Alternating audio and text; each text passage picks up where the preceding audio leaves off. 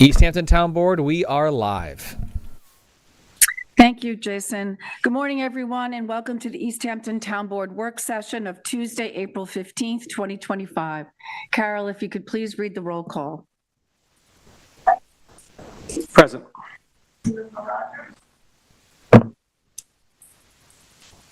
Kate, could you hear Carol? No, I don't. I hear all of you, but I don't hear Carol, but I'm present.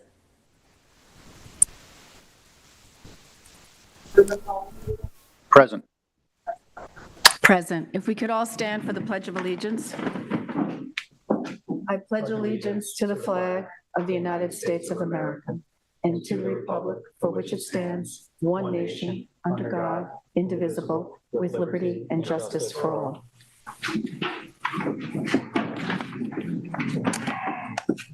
Okay, so today we have 5 topics for our work session. First, we start with public portion. We ask you to please keep your comments to 3 minutes.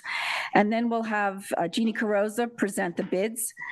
We have Daniel Dubois from Suffolk County Water Authority. He's going to be giving us an update on the Water Authority here in East Hampton.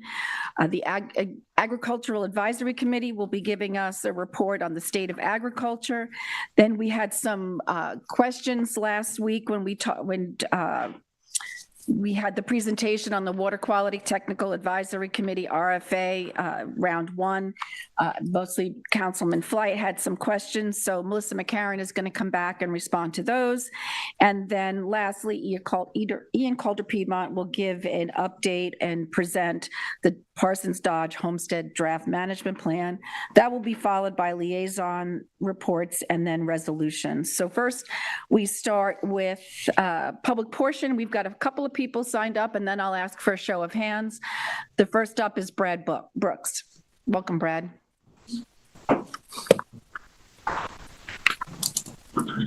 Thank you. I've come for a couple of different reasons. The first is the lease for the gun club, which there doesn't seem to be much clarity about. Brad, if you just move the mic up a little, Yeah. that'd be great. Thank you, sir. So the first one is the lease at the gun club, which there hasn't been very much clarity about, and I believe has been up for about a year now. From my understanding, it's 97 acres, and even if you did keep the gun club open, it only needs about 30 acres. So I'm not sure why you would give almost 70 acres to an entity that doesn't really need it. I mean, this town needs to do community solar, which has been talked about for almost a decade. It needs affordable housing. I would think those other 70 acres should be put to that use. So that's my first issue. Secondly, as somebody who was on the Energy and Sustainability Committee, the town has done almost nothing with solar. So not just the land around the airport, but also town buildings. You've done 75 kilowatts in over a decade now. There are plenty of buildings. I've sent many things to you. You could do at least a megawatt, if not more. The recycling center is a great spot. So I'm hoping the town starts to look at solar. I mean, the IRA bill would pay you 30 cents on the dollar to do it yourselves. You could save money by doing solar. I'm not really quite sure why the town has not done this in the last 5 years. I mean, you've got a NIPA report. You commissioned a NIPA report 7 years ago for town buildings. You've had it for 5 years. The only thing that's come out of it is 75 kilowatts over at the Parks Department. So hopefully you've got 6 to 9 months left. Recycling center is a great spot. And the last thing, since we are talking about the airport, I've written to you before, I don't really understand why we're one of the few municipalities that still allows leaded fuel to be sold. Almost no, I mean, we sell over 1% of all the leaded fuel sold in this entire country. And we do it over our aquifer. So I'm hoping at some point we at least stop doing that. So those are the 3 issues I came to talk about today. Thanks. Thank you, Brad. Next up is Hersey Eggington.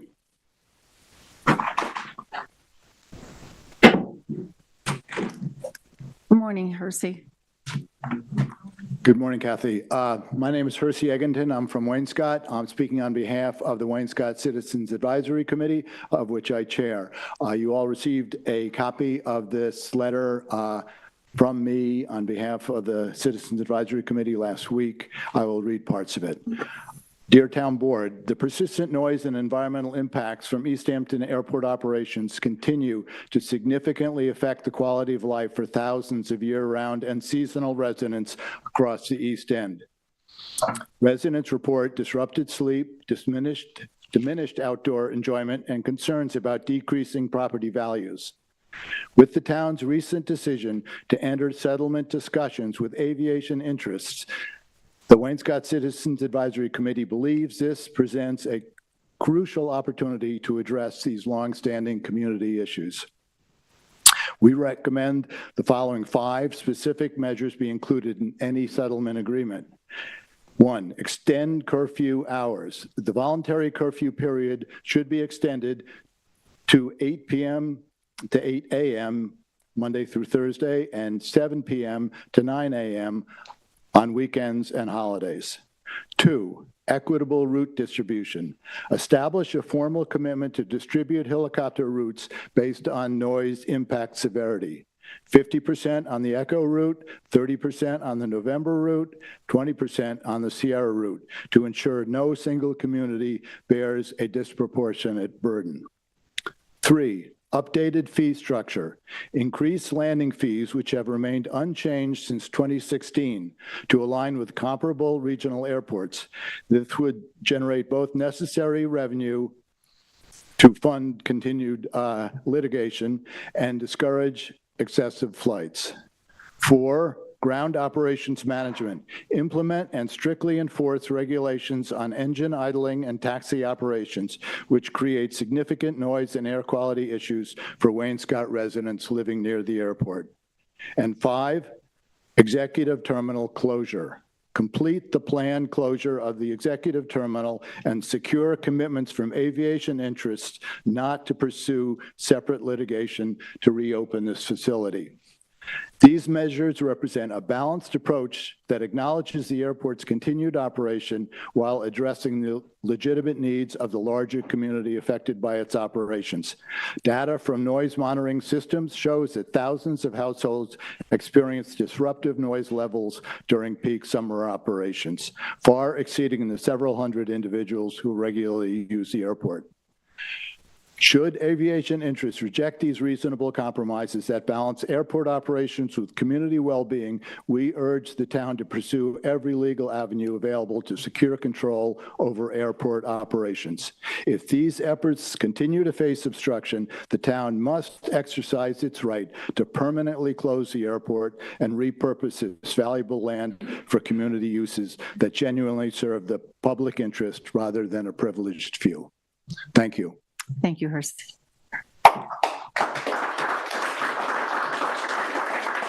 Mary Puris. Good morning, Mary. Good morning, guys. I'm here sort of representing thousands of your neighbors who are affected by. Yeah, if you want to just bring that in front of you. Affected by your airport. In 2021, when the FAA assurances ran out, when asked, my husband and I, pro bono, created a number of ads that helped get you guys, the Democratic Party, elected. The story then was about airport relief and Republicans doing shady backroom deals. But now you guys are talking about settling for the status quo, no relief, and you are refusing to hold town meetings about it. A combination that's going to look to voters a lot like a backroom deal. For your own good, you have to think this through. A backroom settlement deal may make a handful of billionaires happy, but voters, who vastly outnumber them, would look at it suspiciously, like a sellout, and a sellout would make your voters very unhappy. If you've read your own research, you know that it says 15% of East Hampton voters want the airport closed, 80% are okay with an airport, but only with meaningful restrictions. That's 95% who do not want the status quo.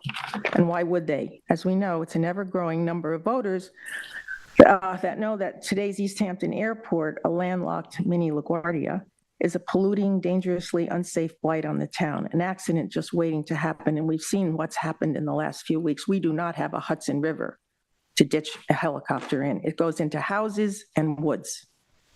So given that, we can assure you that making some kind of unexplained, the devil made me do it, backroom settlement deal will not make your voters happy. I know you're fatigued, we're fatigued, but this is your job. You signed up for it. You have to protect your town. Don't give up. And a few months from now, some of you are going to be up for re-election. As you've seen on the TV news, how badly the Republican refusal to explain themselves, refusing to hold town hall meetings has backfired on them and made tens of thousands of their own voters very unhappy. That would be a really bad reelection strategy. Lack of transparency is an issue the other side would rightly hit you hard with. So for the good of your town, for your own good, we suggest you plan a few scheduled and advertised airport-specific town meetings, or even one. Explain in as much simple detail as you can. Why are you settling? What does settling mean? Are there alternatives, however long and painful? If a study was done incompletely or not done at all, why can't that be corrected? Have town taxes been affected by the ongoing lawsuits? Or is it being fully funded by airport revenues, which we think it is, but people don't know that. Let your voters tell you how they feel. They've waited 20 years and promises were made. For your own good, you really ought to listen. These days, people are in the mood to be angry, even at their own political parties. The elected can always be unelected. Thank you. Thank you, Mary. So that's everyone that signed up. Is there anyone here that would like to address the board? Barry? And then John, you're going to go first.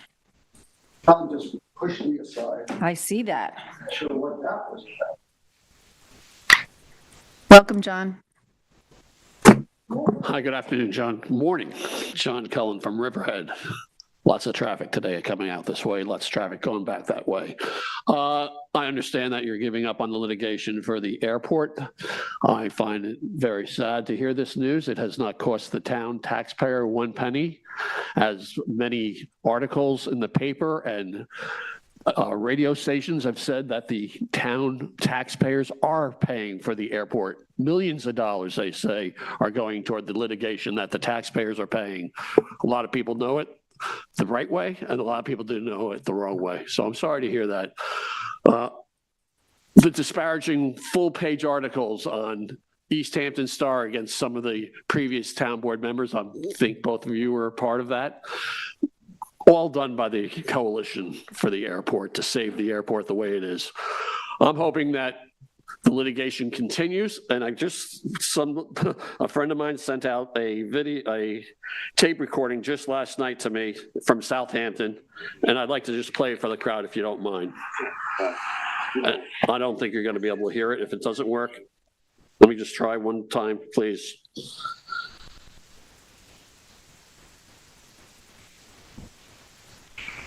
Anything further? I'm sorry. I'm so sorry. I get a little bit when I'm up here. I get very nervous. I think you may. All righty. Well, let me just tell you. I'll email you the recording.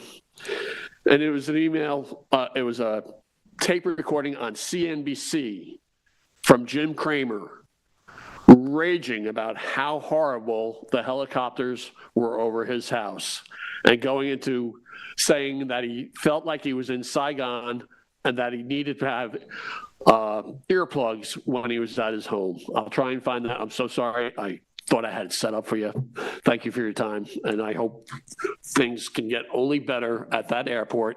And I hope you can talk to Blade, because Rob Weisenthal, your neighbor, is one of the biggest offenders of that airport. And I've reported that to Jim Brundage, your airport director.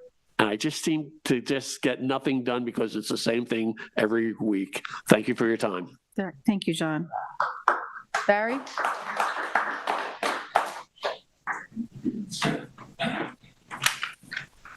Welcome, Barry. Thank you. Thank you. Board members, Barry Raybeck. I'm director of the Coalition to Transform East Hampton Airport.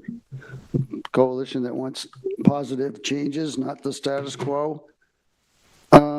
As with national crises protested 2 Saturdays ago, East Hampton is facing environmental degradation on 2 major issues. Our town board is on the wrong side of both. Both issues include these major concerns. 1, air, soil, and groundwater pollution. 2, danger to residents, children, hikers, and bikers. 3, potential wildfires from sparks and crashes. A very real threat. Excessive noise well beyond legal limits. 5, misuse of our public watershed land.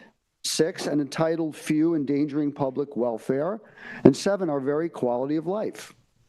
These issues, the town airport and the Maidstone Gun Club, basically the same issues with two different heads and in the same location too, in the woods in Wainscott. The board intends to settle airport litigation without obtaining enforceable restrictions, despite ensuring us for decades that we will have control of our own airport.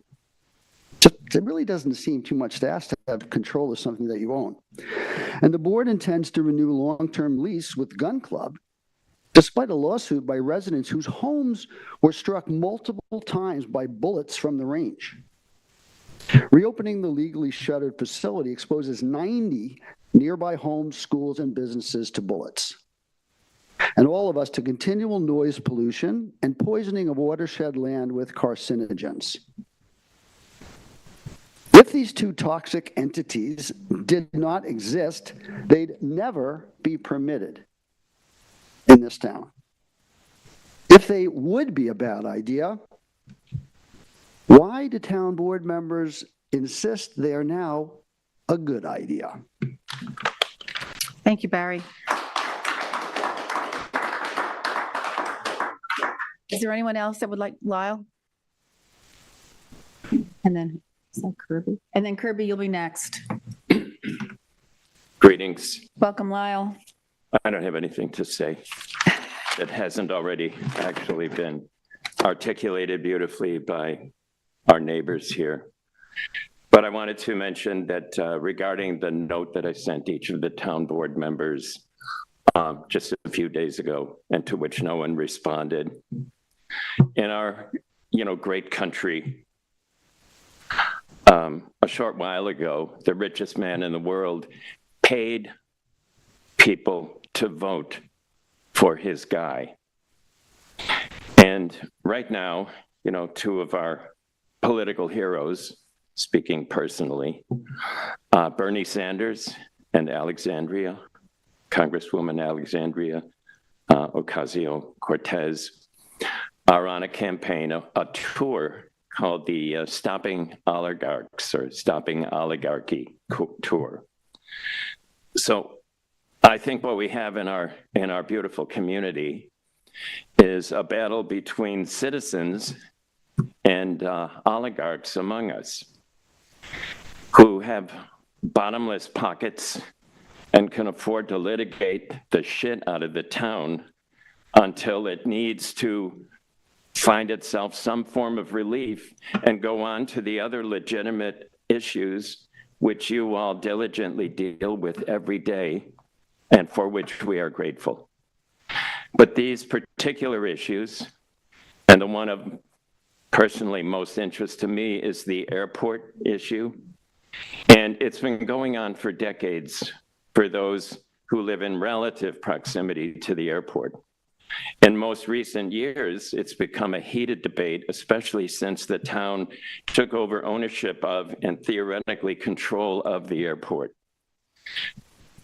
But to our knowledge, nothing has happened since, which brings a handful of people here representing multitudes more to this day thinking, what kind of compromise can possibly be satisfactory to the citizens affected, to the residents affected, the taxpayers affected by the airport, the noise, the potential for danger, the size of the jets, for example, and the other more specific environmental matters that have been raised by others more learned on this topic than myself.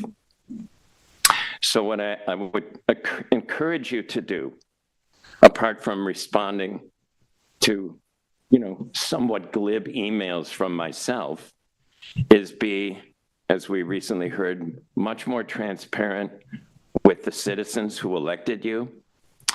Be aware that, it's one party in control of the politics of this town at this moment. That brings with it, I think, an extra responsibility, and I know you're aware of it. Kathy, I remember you saying several years ago when things heated up on this airport issue, well, I have other constituents that have to be represented in this discussion as well. And at the time, I believe you were referring to the people of Montauk who were concerned that all the traffic, should the East Hampton Airport close, be diverted to that little airstrip at the end of the island here. That obviously would not be the case with jets. It could only be the case with a handful of helicopters. So I guess what I'm saying is, hang tough. Don't be afraid to fight the fight. We're here to help you not take shit from people with billions of dollars who can pour it on and just exhaust you.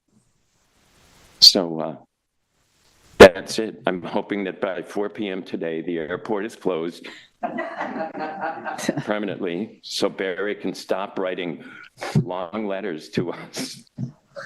Thank you, Lyle. Anyway, thank you. Thank you for your time. Lyle, I don't think I received your email. I've got a strange name. So if you could resend that to me, or I'll ask a board member, but I did not receive that. I'm sorry. No problem. What's your email address? We can get it, it's on the website, or I'll send it to you, Lyle. Oh, it's a great letter. Good Welcome, morning. Kirby. We're missing 2 people. I hope they're not Well, unwell. Kate is on the screen. She's Zooming. Oh, And okay. Councilmember Flight is on vacation this week. God bless them. I'm Kirby Mark Antonio, excuse me, and my interest in this particular conversation is the use of public lands and specifically housing. As you may know, I've of course been pursuing types of affordable housing in the town now for 3 years, and over that time I've become more aware of some of the possibilities and the limitations of public land for use for housing.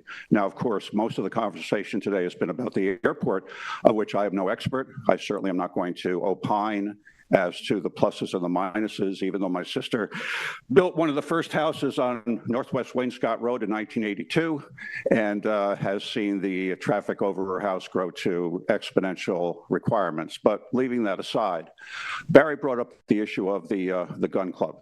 And as somebody who moved here in 1960, I'm aware that guns have been a part of the East Hampton Society since long before I got here. Back in the day, most everybody had a gun in their house. They didn't have it for self-protection. They had it for usually hunting. That is to say, at a time when almost the entire area outside of the village was vacant land, if you needed a deer for your Christmas dinner, well, you simply went out and got one. At one point, we had a gun range at what was called the Old Town Dump, which is on Old Northwest Road. And it meant that on a Friday night, a bunch of guys might get together and go up there in their trucks, and they bring their 22s and a couple 6-packs, and they'd shine their lights into the pit. And when they saw little eyes staring up at them, usually rats, they just have some fun and shoot them. That was perfectly fine and truly in the spirit of East Hampton then. Of course, 30 years ago, we decided when encroachment of residential land into the Northwest became important, we set aside a piece of property, which at the time was very undistinguished. It was one of many large pieces of property that were available, and it was isolated, and it gave a gun club a chance to do what it wanted to do in privacy. Of course, these days, that same area is now surrounded by residential property, which brings us to today's issue of whether or not a 1984 lease for 97 acres of extremely rare town land will be leased to a private entity which has been litigated against by its neighbors because of its history of apparently not being as well safely handled. My point is very simple. As I've said before, this town does not have 97 acres in its inventory to make use of. It has 2 large pieces of property over which it has ownership. The airport, which has been talked about today, which is unfortunately kind of a Solomon's dilemma. Is it going to be one or the other? Are you going to shut it down, or are you going to regulate it and face the consequences of litigation? The gun club is entirely in your ballpark. It is owned by you. It is leased by you. I know negotiations may have come to a point where perhaps the details have been worked out. But the fact of the matter is that a gun club can exist on 10 acres of property, not 97. It, I assume, is going to be reconfigured in such a way so that it will be safe within its proximity, leaving 80 acres of town land to be used for some other purpose, of which I would say housing is one. David, just the other week, had to talk about the fact that two pieces of property the town would like to buy to use for housing were now off the market. What'd you say? Excuse me. What I state? My point is very simple. Each one of you has a responsibility to do the things that are most important for the citizens of East Hampton. We need housing. We need a gun club. It can both be arranged on the same piece of property. If that lease has not been signed yet, I strongly urge you to look to the practicalities of using the only piece of land you have to build housing. And I'm sorry if I've taken too much time, but this is an important topic, and I understand you know how I feel about it. And I know that you as the supervisor, the person who has the ultimate say in whether that lease is signed, I know you understand thoroughly the dynamics of having a town without housing. When you have to have your head of housing work remotely so that you can still maintain some skills and expertise. Imagine how that filters down to every business in this area, and it touches every member of this community. So I ask you very politely and contritely, I've run over my time, please do not sign that lease until you've had the chance to make sure that you have it done the correct way. Thank you very much for your time and attention. Thank you, Kirby. Yes. Oh, Teresa. Could someone please turn their phone off? Thank you. Welcome, Teresa. Hi, good morning, town board members. I'm here making the trip once again. It's been a while. I'm with the Southold Town Aircraft Noise Committee, and everyone is very familiar with regards to the very tragic crash that occurred in New York City. So with that, I am bringing to the town board, since there are some new members here, a list of helicopters, and that is off of the FAA website, that shows the helicopter models that are compliant with full crash-resistant fuel systems, which every town board member, I hope at this point in time, is familiar with. And I would like to point out, when you review this list, the Sikorsky S-76 is not on this list. So again, if you're going to run an airport, there are certain responsibilities to be aware of the type of aircraft that are flying into this airport and which ones are safer versus others. But this is the evidence that you need, and I certainly hope that there will be change coming. I can't top Barry's information that he shared so greatly and so wonderfully. So secondly, I was also told by a reliable source that the helicopters are going to be coming via Orient upon their exit. Again, I will request that all town board members review the information with regards to the FAA Long Island North Shore route. Nowhere in that document does it say that helicopters are to return to the North Fork, okay, or via the North Shore route. They are to use the closest route to the airport, and that is south of the airport. And that would be then bring them in via the South Shore route. I want to be very clear that I am not looking to have traffic pushed down to any other township. Southampton is suffering. I stand with Riverhead too. They are suffering still. And we are still getting aircraft. Just the other day, the day of the crash, a helicopter was scheduled to come in here from New York City on Blade. But Blade decided to contract with a seaplane. So a seaplane came, and take a guess which route they took. They came through, again, through the Laurel area, cut through Southampton to come into this airport. So the noise The pollution, the traffic is really unacceptable. So my answer to seaplanes coming in via the North Fork, no, thank you. As a town board, I would respectfully request that everyone review the information on the North Shore route.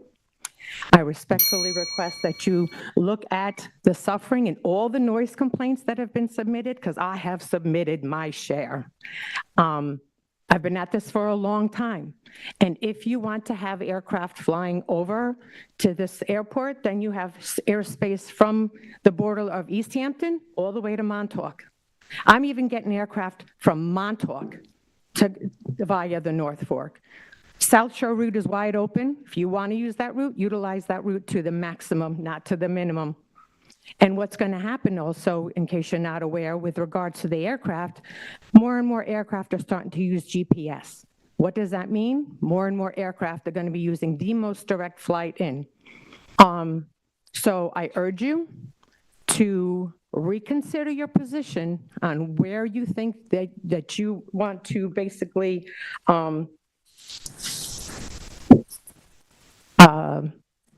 let the aircraft aviation industry win. Please don't do that. There's a lot of people that are affected, not only in the town of East Hampton, again, and even Queens.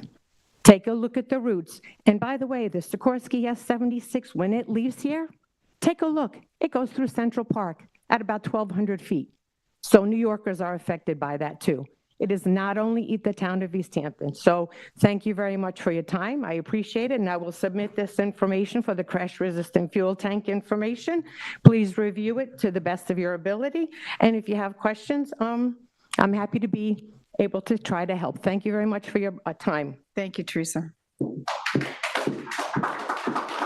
there anyone else that would like to address the board? Please.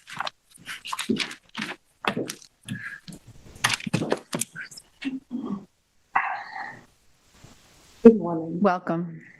My name is Roxana Pintelli, and I was not planning on speaking to you guys today, but because, you know, I am the person whose house was shot since 2004. Okay, I'm one of the plaintiffs. I'm asking you not to sign the lease. Since 2004, we've been shot at by multiple bullets. We're in litigation. And I'm asking you, do not sign that lease. It's not going to stop. It hasn't stopped since 2004, and it's not going to stop. It's going to continue, and we're going to find ourselves again, you know, in the same situation.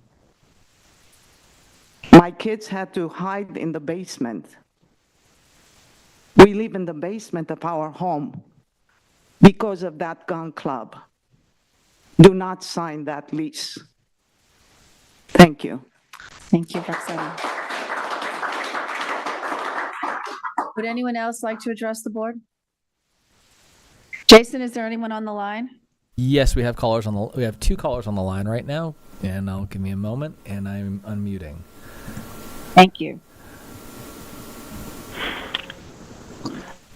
Hello, this is Bill Crane from the East Hampton Group for Wildlife.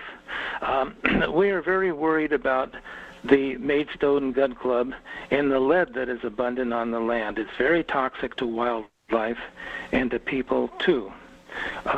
In addition, as you've just heard, numerous homes have been hit by bullets, and it's a dangerous situation. I've watched the video of the workers near the club working in a home, and they were just, I seen the video, they were just shocked to hear guns explode right next to them. It was, it really is a dangerous situation.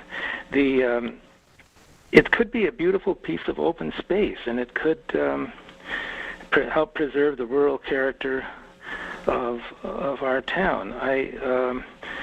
I would like to see the town not renew the lease, maybe condemn it and clean up the toxic chemicals like the lead on the land, and then preserve it for the whole community. there'd be some pressure to put houses in there, but they bring their own pollutants. And we need open space, and the wildlife need the open space. So my recommendation is to not renew the lease, discontinue it, and keep it as open space. Thank you very much. Thank you, Bill. Jason, if you could put the next caller through, please. Unmuting the caller now. Yes. Good morning, Town Board. This is Carolyn Logan Gluck calling, and I'd like to speak with you or address to you about the two subjects that other speakers have already addressed, which is the future of the East Hampton Airport and the Maidstone Gun Club. The litigation concerning both entities has offered you really an amazing opportunity to negotiate behind the scenes in secrecy, and this has created such an incredible amount of frustration for people not knowing what's going on, what's on the table, to the point that I think many have said, not unreasonably, just close both places down.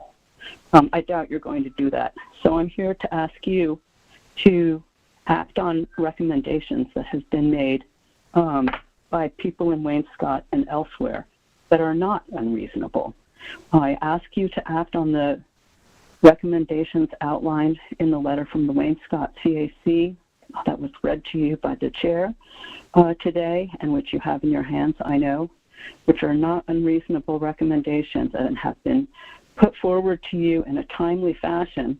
Unfortunately, you've shown yourself unwilling to incorporate voluntary restrictions into airport guidelines, and we hope that you'll reconsider this. I also urge you to complete the secret process.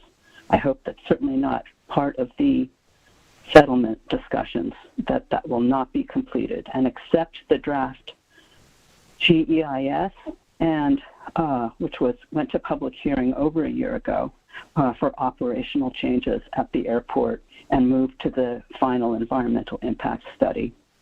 I also ask you to act on the concerns that people have expressed regarding safety and the environment.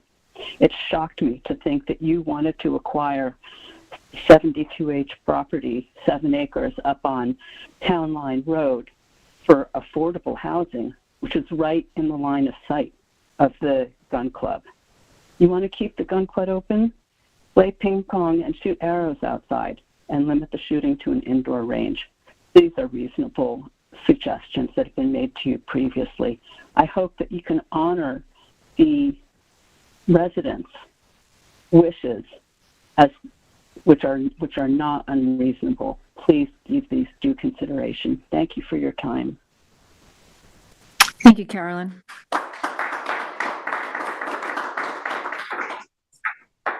Jason, is there anyone else on the line? There are no other callers on the line.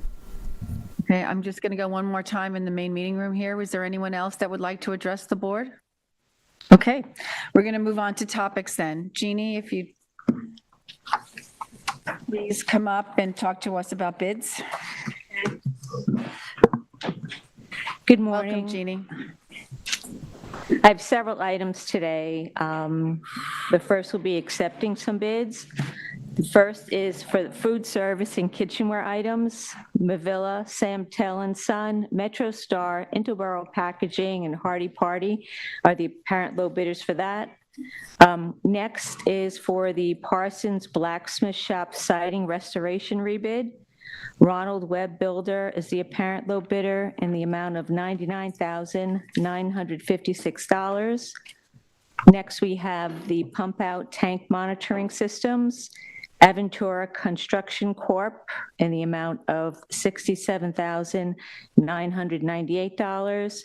And the last for an accepting is for our portable toilets, rental and servicing. Call Ahead is the apparent low bidder for that service. Several extensions as well. The first is East Hampton Airport Mowing. Suburban Maintenance and Landscaping has they agreed to extend. That cost is $14,400 for 2 annual mowings. Printing of miscellaneous forms, Montauk Printing and Ridgewood Press. Also, we're going to extend the specialized bus service in Montauk. Hampton Hopper has agreed to extend.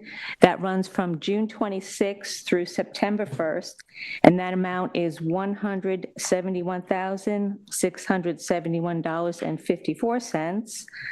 And another extension is for the professional engineering service for town projects, LK McLean Associates, for that. And then notices coming up this week will be for kitchen uniforms and small wares, and also Abraham's Path Comfort Station and Storage Building.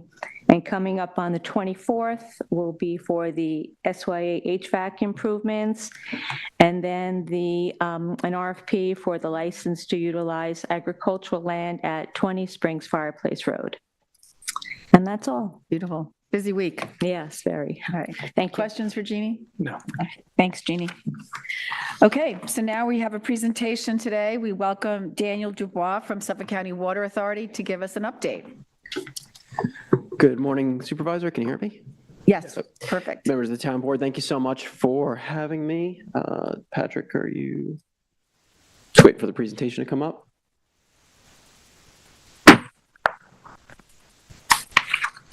Go to the first slide. You're getting a little preview of what's coming. Beautiful.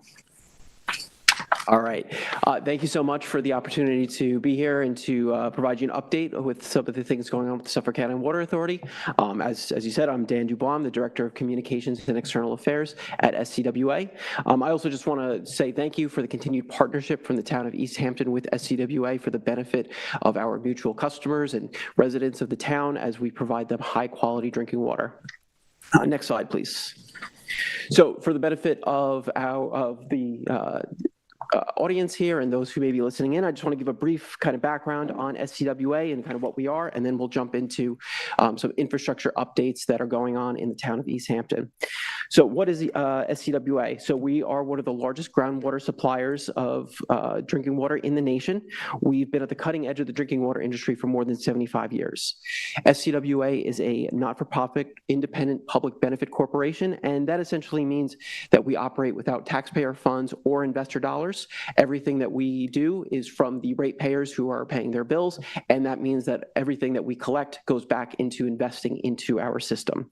And ultimately, what we are is we are a drinking water provider, and we serve about 1.2 million Suffolk County residents. I always like to say we're from Melville all the way out to Montauk. We're on Shelter Island, Fire Island. It's a big area that we cover, but it's a privilege to be able to do this for the residents of Suffolk County. Next slide, please. There are some areas of confusion often, so I do like to clarify that we are not a branch of Suffolk County government. We operate separate from the county. We are also not responsible for creating or enforcing drinking water standards. Those are set by the United States Environmental Protection Agency and the New York State Department of Health, but we are responsible for following those standards and reporting our information to those entities. Next slide, please.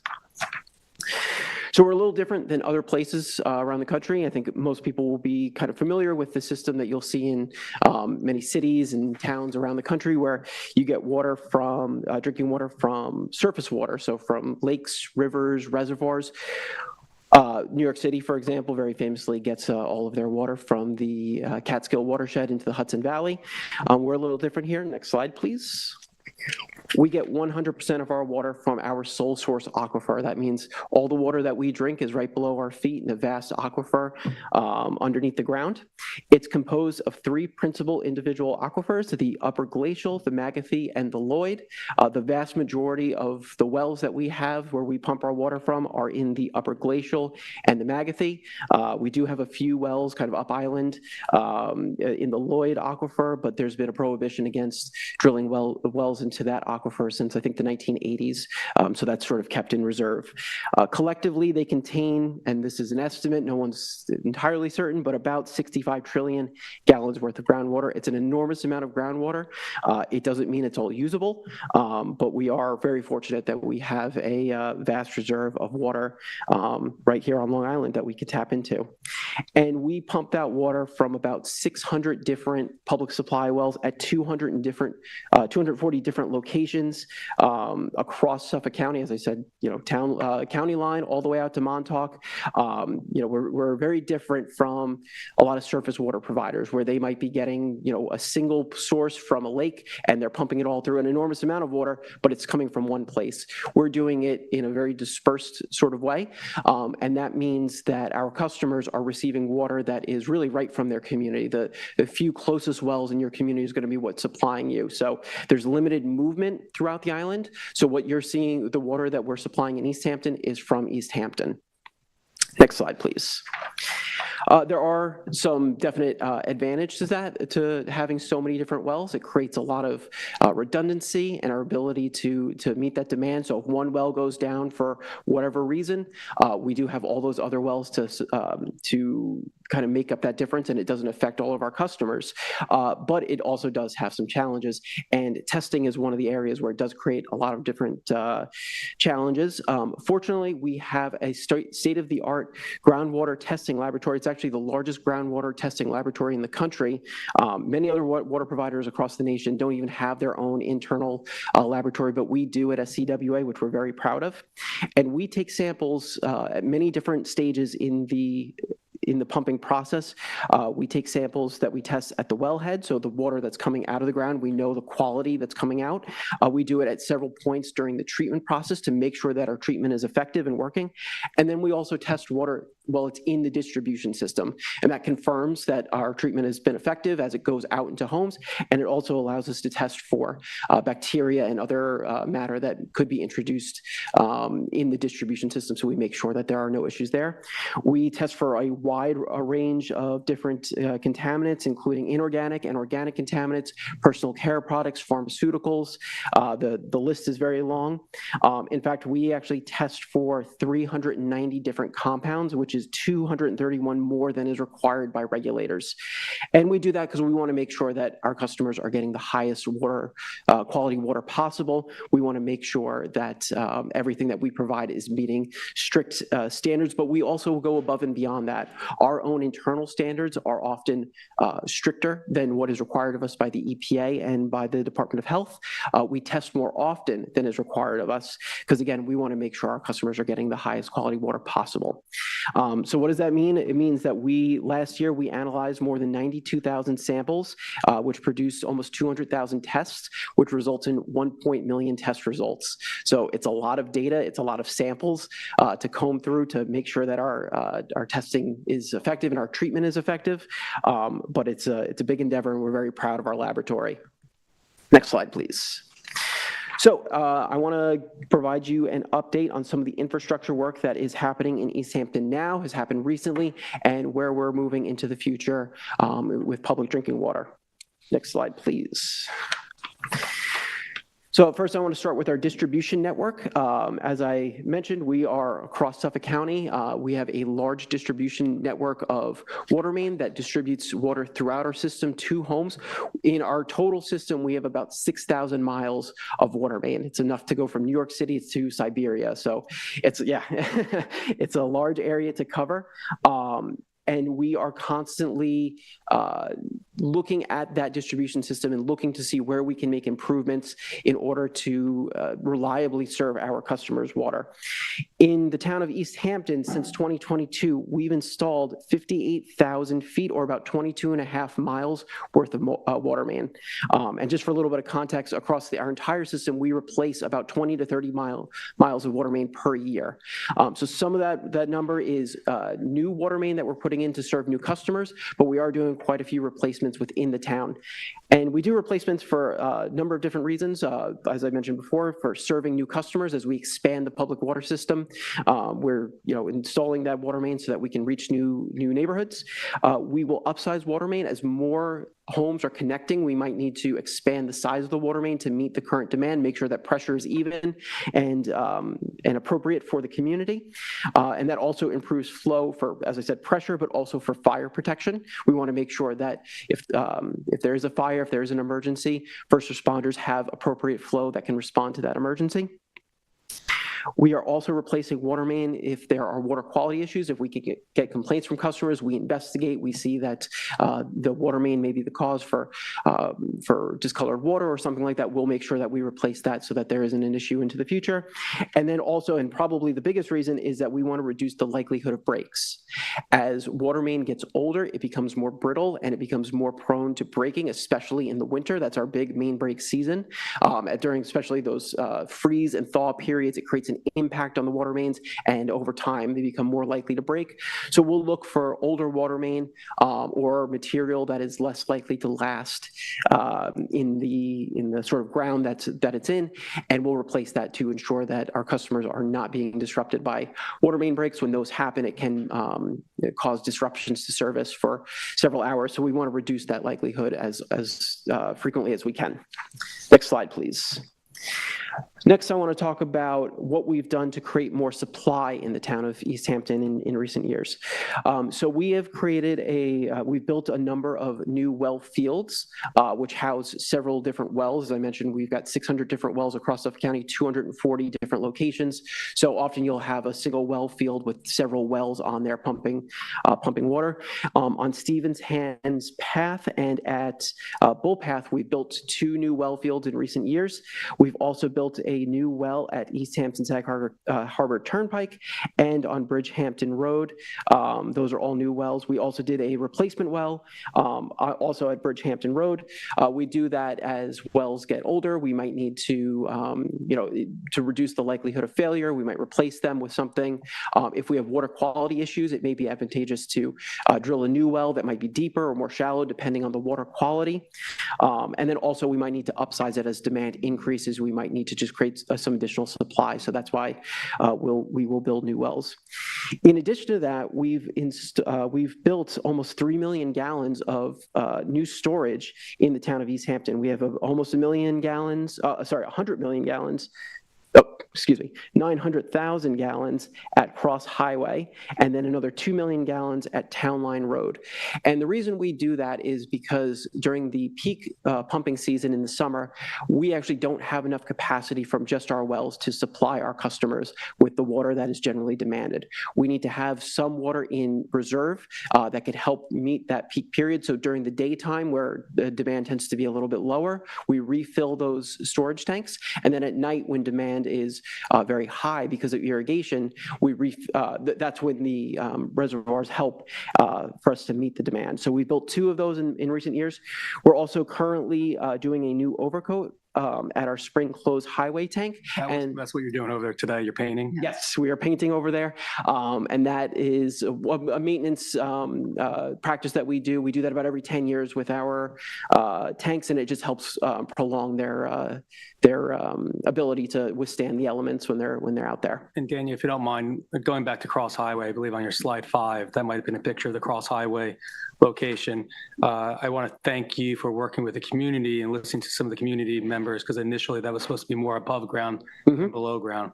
And so it's just another example of the Water Authority working with the East Hampton community members and the town to work within what's needed. Sure. What's needed is the pressurization, the reserve, but at the same time within the character of that neighborhood. So absolutely, we always strive to be a good neighbor in many communities. The water tower is sort of iconic and it's part of the community, especially when we're building new ones. A lot of times there's concern about the character of the neighborhood. So we do what we can to accommodate that. And some of these ground storage tanks, which we can actually bury a significant portion of that, that helps with those purposes.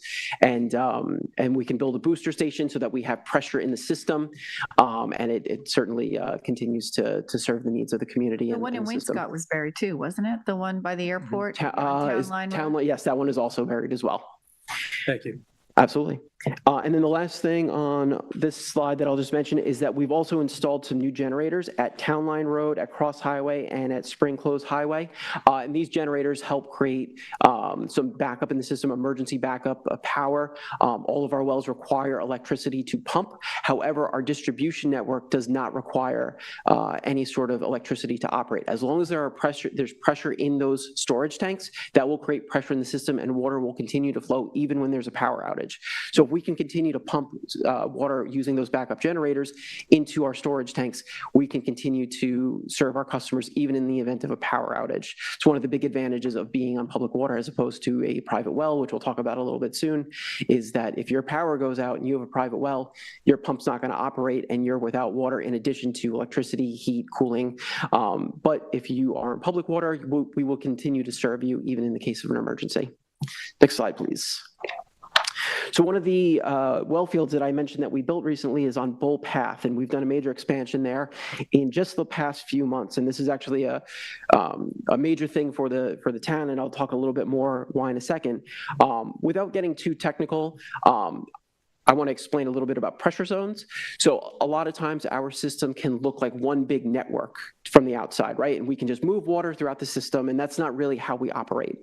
It's actually a series of much smaller water systems that sort of operate, I don't want to say independently because we can move water around, but they do operate kind of within their own zone, and we call those pressure zones. And they are based on elevation, so we have to make sure that the elevation is appropriate for the community. If you're at a high pressure zone and you're pumping water to somewhere that's a lower elevation, you're going to have a tremendous amount of pressure. You turn on the faucet and it's just going to come out like crazy, and it can cause damage to pipes. Conversely, if you are pumping water in a low zone and you're trying to get up a hill to a high area, the water pressure is just not going to work. So we need to have these zones that are outlined so that we have even pressure throughout the system.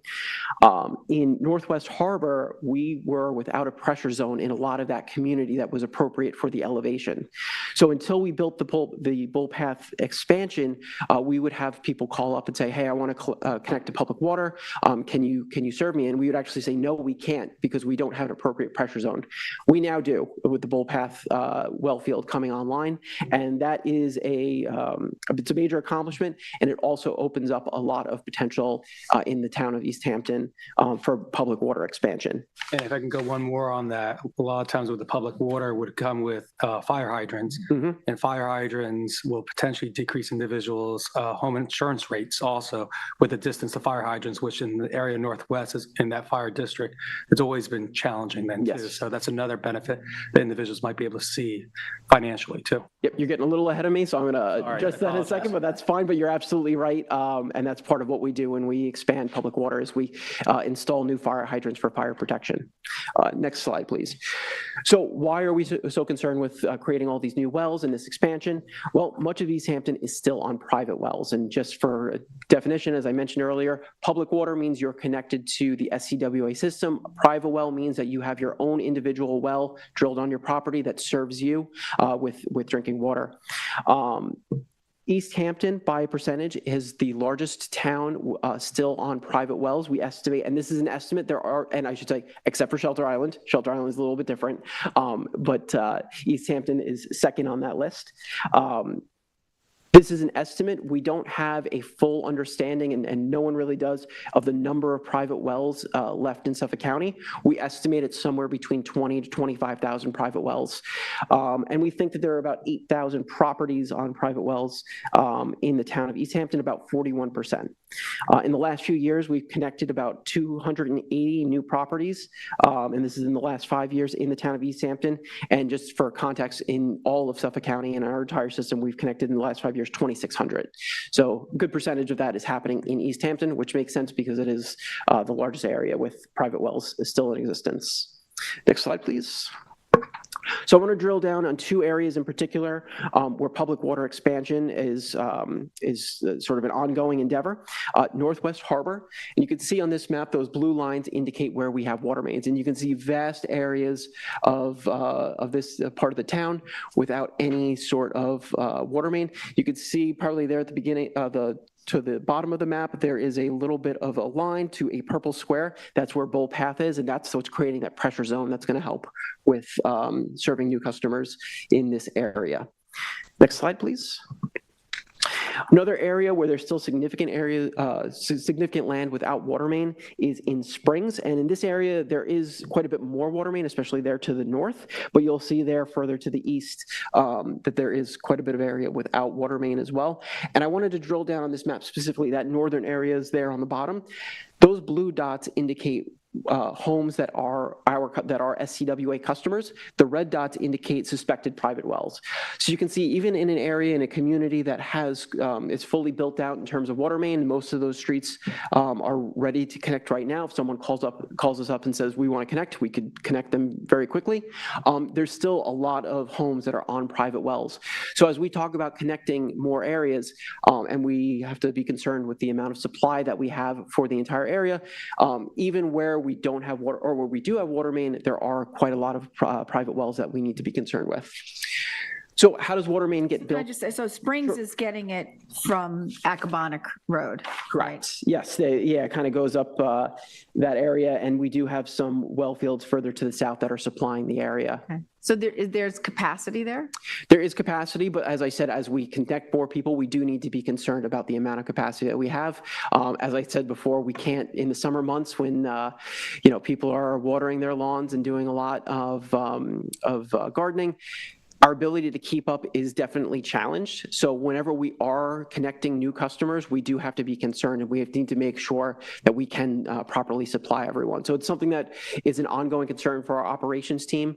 We want to make sure that we have that. I do know that our production control team, which is in charge of pumping the water out of the ground, come the summer months, gets pretty hectic for them, and they're very concerned watching the So levels. folks, when they connect, they don't leave their irrigation on their well and then have the Suffolk County water, for their home? So that is an option. And when you're talking about Up Island, where people it's been developed for a number of years, it's not really an option. And because of the potential for contaminants really at the highest level of the aquifer. So basically whatever's on the surface will get to the upper levels of the aquifer first, right? And if you have a private well, those tend to be much more shallow. I mean, we're talking 50 feet as compared to some of our wells that are 700, 800 feet deep. Whatever you see on the surface has the potential to get picked up by that well. So I know a lot of times, and this is not a decision that we make at the Water Authority, you have to get permission from the Suffolk County Department of Health Services. They may have concerns of having an irrigation well that could be spreading around those contaminants, in the area. So oftentimes that's not really an option further west. Out here, I do know that there are a lot of people, as they connect, they might keep their private well for irrigation purposes. From our standpoint, that's actually extremely beneficial because that takes the pressure off our system for irrigation. We want to make sure people have water in their homes for drinking, for bathing, for cooking. That's our primary concern. So that can be very helpful. And it's more cost effective for the homeowner. Precisely, because they already have that well drilled. They don't have to worry about the cost of the water for that purpose. So I have a couple of questions, if I may. I'm on Zoom. Sure. Sorry about that. I'm home today. One, so I live in an area of Springs where there are not water mains, so I don't know what the process is for having water mains installed. So we're on wells. We have no options. But also it seems to me, and a number of times in your presentation, you're talking about the stress that's put on the water system for irrigation. And I think that's maybe something we should look into in terms of, how we can address that particular stress as people want to, it's connected to the landscaping and what people are using on their lawns, monocultural lawns that really are detrimental to the environment as well. So it's interesting that, again, your peak time is lawn watering time, and that has a potential to impede drinking water for people. Council member, I very much appreciate both of those questions, and fortunately on the next slide, I'll be happy to answer them. So I thought it would be beneficial to talk about the process of connecting to the public water system to SCWA. So ultimately, the cost to expand public water must be paid by the residents who are seeking to connect. And that's part of our governing documents. Our existing customers don't pay for basically to subsidize new people who are connecting. Residents who want to connect must pay that cost. We do, however, take a number of steps to reduce that cost as much as possible. The first of which is we offer the first 75 feet of water main extension free for each home coming off of a private well. So I'll explain a little bit more how that works in a second. And then the other thing that's important to note is that we require at least 40% of residents' homes in a neighborhood that we're looking to expand to commit to connecting. And the reason being is that the Water Authority is going to essentially front the remaining 60% of that. And we expect that we'll recoup those costs as people choose to connect. There'll be a surcharge placed on that property. And when they want to connect, they have to pay that surcharge. But we are fronting that cost until people connect eventually. In areas where there is a known contamination, we reduce that threshold from 40% to 25% because we recognize the public health emergency, and we want to make sure that we're getting public water to areas that especially need it. Next slide, please. So there is a standard cost to connect, which is currently it's $330 per foot. And when I say standard cost, there's a difference between standard cost and actual cost. Actual cost is what our contractors or our engineers will say that this is going to be the cost per foot. For residents who want to connect, we charge a standard amount. And the reason we do that is because there could be some streets where it's particularly difficult to work in. They might have a high water table that requires dewatering. We don't want those residents to have, a bill that is substantially higher. So we charge a standard cost across the board to help ease that burden. However, if you're a business or a municipality looking to expand public water for whatever purpose, we do charge actual costs, and that's part of our policies. So the way we essentially do it is we add up the amount of water main that needs to be installed in order to reach a community. We subtract 75 feet for each home that is connecting, and then we divide that cost by the number of homes that are connecting, and that becomes the surcharge that every new customer would be responsible for paying. There's also a standard tapping fee for a 1-inch water meter, which is about the standard size for a single family home of $4,600. Again, it's standardized so that if you're on the far side of a state road, which could be very expensive to work in, you're not going to have a much higher cost for that tapping fee. And just to explain a little bit, the water main is the portion of SCWA infrastructure that's in the road. And then to get to each house, there is a service line that must go from the water main to the curb stop, and that is SCWA is responsible for that. So we maintain those. If there's ever a leak or anything, that we replace that at our cost. But we do require new customers who are connecting to pay the cost of extending it. And then there's also the private service line, and that goes from the curb into the home, and that is generally speaking the full responsibility of the homeowner. Next slide, please. So as I said, we recognize that the cost to connect to public water can be very expensive for individual homeowners. So we do offer, in addition to the 75-foot allowance and charging standard costs, a few other things to help ease the financial burden. We offer financing up to 25 years for new customers who want to connect with only a $500 down payment. And we have interest rates as low as 3.09%. Payments are due quarterly. And that really does help ease the cost, spread it out over time, and has made it a lot easier for people to bear the financial burden of connecting. So that's a program that's gone into effect in the last few years, and it's been very effective. We had a lot of people take advantage of it. Next slide, please. So that's one model for how people can connect to the public water system. I do want to talk about another model, which is actually was sort of started here in East Hampton with a project in Wainscott back in, I want to say, 2017, 2018. And this is using grants and government funding to help expand public water. So in Wainscott, there was a project where there was a number of private wells that was recommended that they connect to the public water system. The town of East Hampton paid for the cost to expand that water main, and that was used to connect many homes. I think we've got 438 different homes that were able to connect under that project. But it's also something that has really expanded under recent years, and we've really, since 2021, really been able to use government funding, grant funding from the federal, state, and local levels to help expand public water. So as I said before, there's about 25,000 homes we estimate that are still on private wells.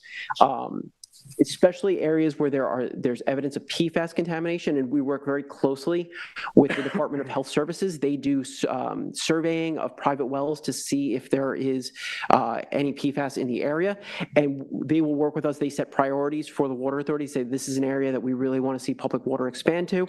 We use the data that they collect to support grant submissions and grant applications to the federal and state government. And since 2018, SCWA has been awarded $28 million to connect more than 1,000 homes to high quality public water. So this has been a really effective way to get people onto the public water system, especially when there's a public health need. And using this model, we've been able to eliminate the costs entirely for these residents. And that means the water main, that tapping fee, and actually in this case, the private service lines as well, because some grant programs will help pay for the private service lines as well.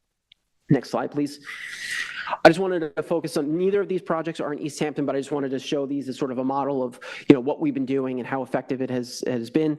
This is a project in Riverhead that we are actually just finishing up right now. We reached agreement with the town of Riverhead to expand SCWA into the town. There is a Riverhead Water District, but they don't cover the entire township of Riverhead. So this was a $10 million project for 64 homes that had high levels of PFAS contamination. So this was very significant, and the cost for individual homeowners was going to be probably several $100,000s to connect. So it was just not realistic for many of them to do. We had to extend water main more than 4 miles in this case. Fortunately, we got a lot of support from the federal government. We got $3.5 million from our congressional members. And a number of other funds. So we were able to fully pay for that cost. And to date, we've got 92% of the homes who are connecting. Next slide, please. We also have a project that we just broke ground on in Calverton. We just broke ground last week, actually, and we're going to connect almost 200 homes to public water. And again, we've gotten more than $10 million in grants to help pay for the cost. So I just wanted to highlight those two areas to next slide, please, to show that this has been a very effective way to expand public water.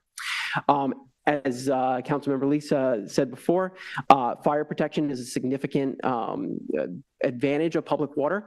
As we expand public water, we install fire hydrants. We maintain about 38,000 fire hydrants across Suffolk County. And we saw with the recent wildfire how significant that could be. And I think it's really brought a lot of focus into wildfire protection. Next slide, please. And just on that, I know we agree. I know Councilmember Flight is working on a lot of that out here also, and your assistance with locating some of those within his emergency preparedness has been well, even though he's not here, I'll speak for him. He wants to thank you also. I know. Yes, absolutely. We have it on a GIS layer too. Yes, that's correct. Yeah, actually this next map here shows, we just shared this with the town so you can update your maps. When we did the Bull Path expansion, we installed a number of fire hydrants, so that expands that public water protection to that area. And as we continue to install water main throughout the town, we'll work with the local fire departments to make sure that we have fire hydrants that serve that need. And in this case, because we were building out that well field, this was done at our own expense. So that was very helpful to that community as well. So are all those marks, those are? Those red marks, those are new fire hydrants. Awesome. All right, next slide, please. So very briefly, I know I'm taking up a lot of your time and you have a lot of important work, but I did want to very quickly go through water conservation as we're going into the pumping season. Weather's going to start getting warmer and things are going to start getting drier. So next slide, please. We experience our peak summer usage between May and August, and that, honestly, that period's starting to get a little bit longer. It's going into September and October. Long Island has a sufficient but not limitless supply of groundwater, so we want to make sure that we're preserving the aquifer for future generations. And the bottom line is, as we have to build more infrastructure to meet demand, that means more costs for our ratepayers, which means higher bills, which is something we want to avoid. So if we can avoid building new infrastructure to support demand, that helps keep rates low for everyone. Next slide, please. This chart just kind of shows what we call the irrigation situation. You can see the blue line on the bottom is a typical winter day. That white line that goes down, that's 6 a.m.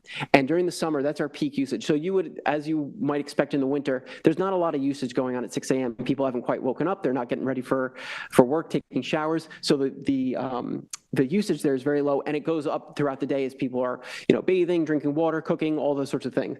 In the summer, it's the opposite. 6 a.m. is our peak time, and that's because most people set their irrigation timers to turn on overnight. So we see demand skyrocket up until the early morning hours. And so in the summer, when we have that high demand and it brings our storage tanks very low, which can reduce pressure in the system, that's when people will start to wake up for work and they'll turn on the faucet and the pressure is just very low. And that's because of irrigation demand happening during the summer months. And you can even see that blue line right there. It's a rainy summer day. Even on days when it's raining and you'd expect people wouldn't be turning on their sprinklers, it's still turning on. The demand is still very high at that time. Next slide, please. I'll just skip over this one. This basically just shows the same thing, but we were, last summer, we were peaking at about 515,000 gallons per minute during peak demand, and that's enough to fill an Olympic-sized pool in about a minute. And if you've ever seen an Olympic-sized pool, it's massive. It's a lot of water to go by very quickly. Next slide. Oh, thank you. This is a map that shows the top consumers on the East End. The average home in Suffolk County uses about 150,000 gallons of water per year. We do have some users that are using a very high amount of water, more than 1 million gallons, some as much as 20 million gallons per year. So this kind of shows, where there are areas of significant stress on the system, and that's coming from, everyone has a part to play in this. We're not going to just say that this is just a few homes that are causing the problem, but there are certainly homes that are using a large amount of water, and that does cause significant stress on our system. Next slide, please. So just very briefly, what we're doing to address this, in 2020, SCWA adopted a tiered rate structure, and that means that customers who are using the most amount of water, about the top 20%, will bump up into a higher tier, and they'll start to pay water for whatever they use after a certain threshold.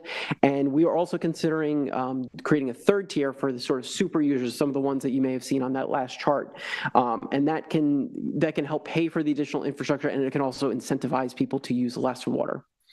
In 2023, we instituted a new comprehensive water conservation plan. Some of the key elements, and probably the most important thing I'll talk about when it comes to water conservation, is our odd, even lawn watering policy. And this is a policy that instructs our customers to use, to irrigate their lawn only on certain days. So if you're on an odd address, if you're at 0, 1, 3, 5, 7, 9, you should only water your lawn on an odd number calendar day, vice versa for even, 0, 2, 4, 6, 8 on an even calendar day. And that helps reduce that peak and kind of even out demand between multiple days. We do find that a lot of our customers will water on every other day. The only problem is they're all watering on the same every other day, which is Monday, Wednesday, Friday. So if we can shift some people over to Tuesday, Wednesday, Saturday, that would really help with, honestly, if everyone was following the odd even policy, we probably wouldn't have a significant issue with meeting demand. We also enhanced rebates for water-saving devices that you can use in your home or for your irrigation system, and we've given out hundreds of thousands of dollars worth of rebates for those water-saving devices. And we have proactive ad campaigns to really let our customers know about the need to conserve water. Next slide, please. We have television ads that we put up during the spring and summer letting people know. We're doing direct messaging to our customers and direct conservation outreach with community meetings, going to fairs and things like that. Wherever we can meet people and let them know about the importance of saving water, we want to make sure that we're doing that. Next slide, please. So that concludes my presentation. Again, thank you for the time. I'm happy to answer any questions you may have. Board members have questions for Dan? No, it's pretty thorough, Dan. I do have to say, I don't think we have to say too much here, being our sole source aquifer here, that we are very dependent on good drinking water. The town of East Hampton takes that very seriously. You're going to see a presentation, if you want to stay, about our water quality technical advisory committee, our recommendations. The town supports those. The town, I've always enjoyed working with yourself, with Jeff Fusebo and others within the Water Authority. Your staff, I know a lot of them. If we need something, I think they just installed at our Cantwell Court affordable housing project. Finally, we were in there. They installed that very quickly then too. Your company's always very responsive. When I switched over at my house to public water, it was 40% on there. And I didn't have the money to do it, to be honest. And it was the decision, do I pay for another water heater to explode on me, flood my basement, would I go to public water or Suffolk County Water? And I did do that, and I amortized it over years, which kept the pain a little bit less for me as a growing family then too. So there are those opportunities. I think you put that out there then too. And overall, I think the partnership is strong, and I have appreciated working on that for such a long time. Absolutely. Thank you so much. And as I said at the beginning, we really appreciate the partnership with the town, and we welcome you as a customer, and I'm glad that our financing option was helpful for you. I think I'm a customer by 3 times, but yeah, but yeah, I appreciate that. Thanks. No, just thank you. That was very informative, and I appreciate it. Yeah. Thanks, Dan. Thank you so much. And we appreciate your daily emails that let us know when you're working in our community so we can push that out to residents. So. Absolutely. Okay, so now this is a very friendly crowd. They're farmers. Farmers are friendly. You guys are welcome back anytime. So now we're up to the state of agriculture, and I believe we're going to hear from Amanda Moreau and Alex Balsam, who are the chair and co-chair and chair, however you. Alex is going to hide behind behind the pillar. Before us, I know. Good afternoon, Supervisor Burke-Gonzalez and the remaining council members. Thank you so much for having us. We're going to provide a somewhat brief overview of the state of agriculture in the town of East Hampton. We're here representing East Hampton farmers, but in particular the East Hampton Agricultural Advisory Committee. And just by way of a short introduction, my name is Amanda Marrow. I am the co-founder and director at Amber Waves Farm, which is a 35-acre nonprofit teaching farm located in Amagansett. We specialize in new farmer training and children's food education programs. We grow mixed vegetables, cut flowers, and small grains like wheat, rye, and oats. And we are coming into our 17th season of production this year. And I'll give Alex an opportunity to introduce himself as well. I'm Alex Balsam, co-owner of Balsam Farms. Probably be silly to not mention that I'm Ian's partner in Balsam Farms. We farm about 200 acres on the South Fork, not all of it in the town of East Hampton, but more than half of that in the town of East Hampton. And I do want to say our committee has talked about doing a State of the Ag presentation for many years. I'm glad we're finally here. We hope to make it maybe an annual thing. And like I said, we're happy to be here. So since this is our first presentation, I think it's worth mentioning that the reason that we're able to farm successfully here is because of our extraordinary soils that we have here on the East End. So we all know that land in East Hampton is extremely valuable. To us as growers, it's extremely valuable because it's some of the best farmland, some of the best soil actually in the country. The recession of the Wisconsin Glacier about 11,000 years ago, and I'm not going to do a moment by moment history of ag in East Hampton for the last 11,000 years, but the recession of that glacier left behind the beautiful silt deposits that make up our loamy soils now today, which are largely rock-free. They hold organic matter well, they hold moisture, they drain well. They're beautiful growing soils, which has given us the opportunity to produce a variety of crops out here, from mixed vegetables to livestock, nursery stock, et cetera. We have a really robust farming community here on the East End. I think it's worth noting that we have one of the oldest agricultural communities in the country. Europeans have been farming here for about 400 years. And I think we should be really proud of that heritage and really protective of it. And certainly the reason that we are still able to exist farming here is because we have been protective of it. So when I think, why are we still farming after hundreds of years here? I think it's the sheer stubborn will and tenacity of the people who choose to farm here. Certainly isn't the easiest place in the country to farm. There's so much competition for land and development. When we go to conferences and tell other farmers in other places how much unprotected farmland goes for out here, millions of dollars an acre, it blows their minds. So we certainly have our work cut out for us. But the reason that we've been able to continue as an industry is due in part because of the conservation efforts put forth by the town, Suffolk County, Peconic Land Trust, and conservation tools that have kept farmland in active production. So we're certainly very grateful for those tools. I think without which many of our businesses businesses and organizations wouldn't be able to exist. I think additionally, we're able to exist as a robust farming community out here because there's such high demand for the products that we grow.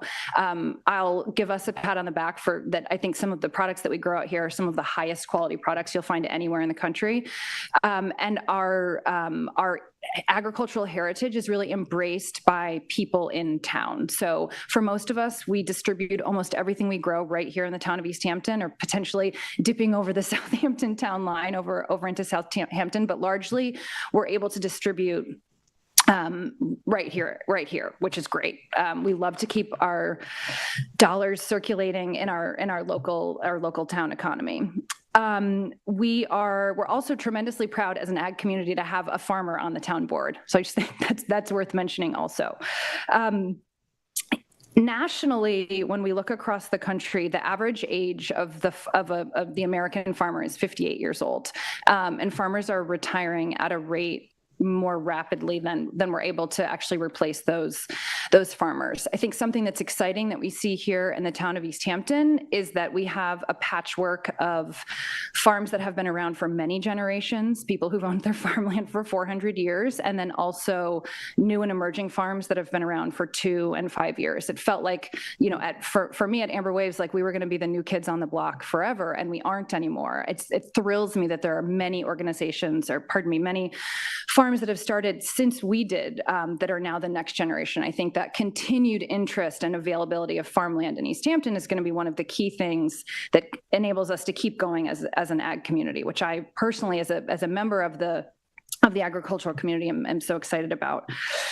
So just kind of a brief overview of what we have what we've kind of achieved or what we've seen in the last 10 or so years in East Hampton. First of all, the East Hampton Agricultural Advisory Committee was codified in the town of East Hampton. So that's been exciting, I think, as a way for us to talk about code, talk about pinch points, which is what Alex is going to go over today, and for us to share information and kind of be on the same page as an industry about how we can support each other and what we need in order to be successful. An example of something that we worked on that we were successful in is taking a closer look and working closely with in analyzing town code to think about deer fence regulations and how we can make sure that legislation and the code is doing what it's meant to do, in particular, making as much farmland as possible available for farming. So I won't get into the specifics, but we were really excited to deal with deer fences and setbacks so that maximum acreage could be farmed and preserved. So we're excited about that. There are more ag operations now than there were in town 10 years ago. Many of them existing on town-owned or town-preserved farmland. I'm thinking of Feathertop Farm and Sand and Soil Farm. The town has used CPF funds to acquire some at-risk pieces in Wainscott, on Cousins Lane and Amagansett, on Cedar Street, and certainly it makes us really happy as farmers to see ag land stay open and not be growing houses. There was an enhanced easement purchased on a piece of farmland, on Peter Jankowski's piece of farmland, which goes a step beyond just keeping the space open and actually ensures that it'll be affirmatively farmed, which is something that we're certainly interested in, seeing properties not lay fallow but be an active part of our production. There's a farmers market in basically every hamlet, kind of on every day, any day of the week, or certainly on the weekends. In any hamlet you're passing through, you can see a really robust and bustling farmers market. Our farms here on the East End also do a tremendous amount of work with our local food pantries. As this group knows, there's an often invisible but highly dire need for people who live right here in East Hampton for food security support, and our local farms are donating tens of thousands of pounds, hundreds of thousands of dollars worth of value of produce to our local pantries, which are getting consumed locally. So we're tremendously proud that we have the opportunity to do that. And I think it's an example of how small and medium scale farms across the country can be answers within their communities. We can be nimble and are able to start solving problems where we are, just locally here. And I think finally, in terms of there are many more successes, but what I'll just land on is that within agriculture, in the town of East Hampton, we're providing thousands of jobs, and many of them year round, which is, I think, certainly for Amber Waves, as we've grown as an organization, is something that I'm really proud of, to be a year-round employer for so many people. And I'm sure that Balsam shares that pride in being able to employ so many of our neighbors at our farms. I'm going to take a minute just to talk about some of our challenges. As you know, I mean, it's no secret, farming is very difficult and has more than its share of challenges. So even though, as Amanda said, our produce and our agricultural products are generally sold in the South Fork, ultimately we're still growing commodities, we're still price takers, right? So we're competing in areas where basically all inputs, from land to fertilizer to transportation to fuel, labor, it's all cheaper. It's cheaper to farm somewhere else besides East Hampton, right? So that's a challenge to our businesses. Needless to say, we're not the only industry facing labor shortages. So finding labor obviously is a challenge for our local farms. We're on an island, right? So we can't, our farmland is limited. We can't branch out and find other farmland. That's also a challenge. I think most of the farmers who are on our committee, I think almost across the board, everyone would benefit from more farmland, right? But there's only so much to go around on an island. Weather and climate are definitely becoming huge challenges. We see more extreme rain events, perhaps more extreme droughts. The frost on the early side of the season and the late side of the season is variable. Everything's just getting more extreme. I mean, even in the 20 plus years we've been doing it, we notice the difference. So that makes it hard to navigate. It's hard to plan your crops, your season when these, you have this more extreme weather. And also, pests and diseases. It seems that every year, and of course, East Hampton farmers, this is not unique to East Hampton farmers, but every year in New York State and in our region, we seem to be battling something new, whether it's, the alien leaf miner or, Phytophthora taking over fields, which is a brutal disease. Things that we spotted wing drosophila, corn rust, late blight. Anyone who's tried to grow basil in a pot on their porch probably saw it wilt away due to downy mildew. Yeah, so these things are all new certainly within the last decade, and usually more recent than that. And so we have to come up with techniques on how to battle these things, right? So again, not unique to East Hampton, but a challenge for our industry for sure. So part of why we're here today is, update the town about the state of agriculture, which is generally strong, I think is the message we're trying to speak, but some challenges that maybe we'd like help with soon. Ag site plan. Our committee has talked for years about the challenges when when our growers come to the planning board or the town for approvals for ag structures. We're not going to get into the specifics of that. That's probably for another presentation. But I think perhaps because neither a residential nor a commercial site plan is appropriate for us, it actually, the way it hurts agriculture the most is it probably hinders the construction of necessary ag infrastructure, because if the process is so onerous or expensive, people just aren't going to do it. So we need to make it more reasonable and tailored to agriculture, and that's something we'd really like help with, and I'm sure we'll talk more about that down the road. Also, housing, right, for labor. Our industry wants to be part and continue to be part of just the general conversation that's going on in the town about housing for all businesses. But I think there's also possibly room to do something specific for agriculture. Like, for example, the town of Southampton allows farm worker housing in ag structures. Maybe there's something that's something we could do in East Hampton as well. Again, we just want to put that on our radar. There's also, and these next two are lesser extent issues, but we'll mention them anyway.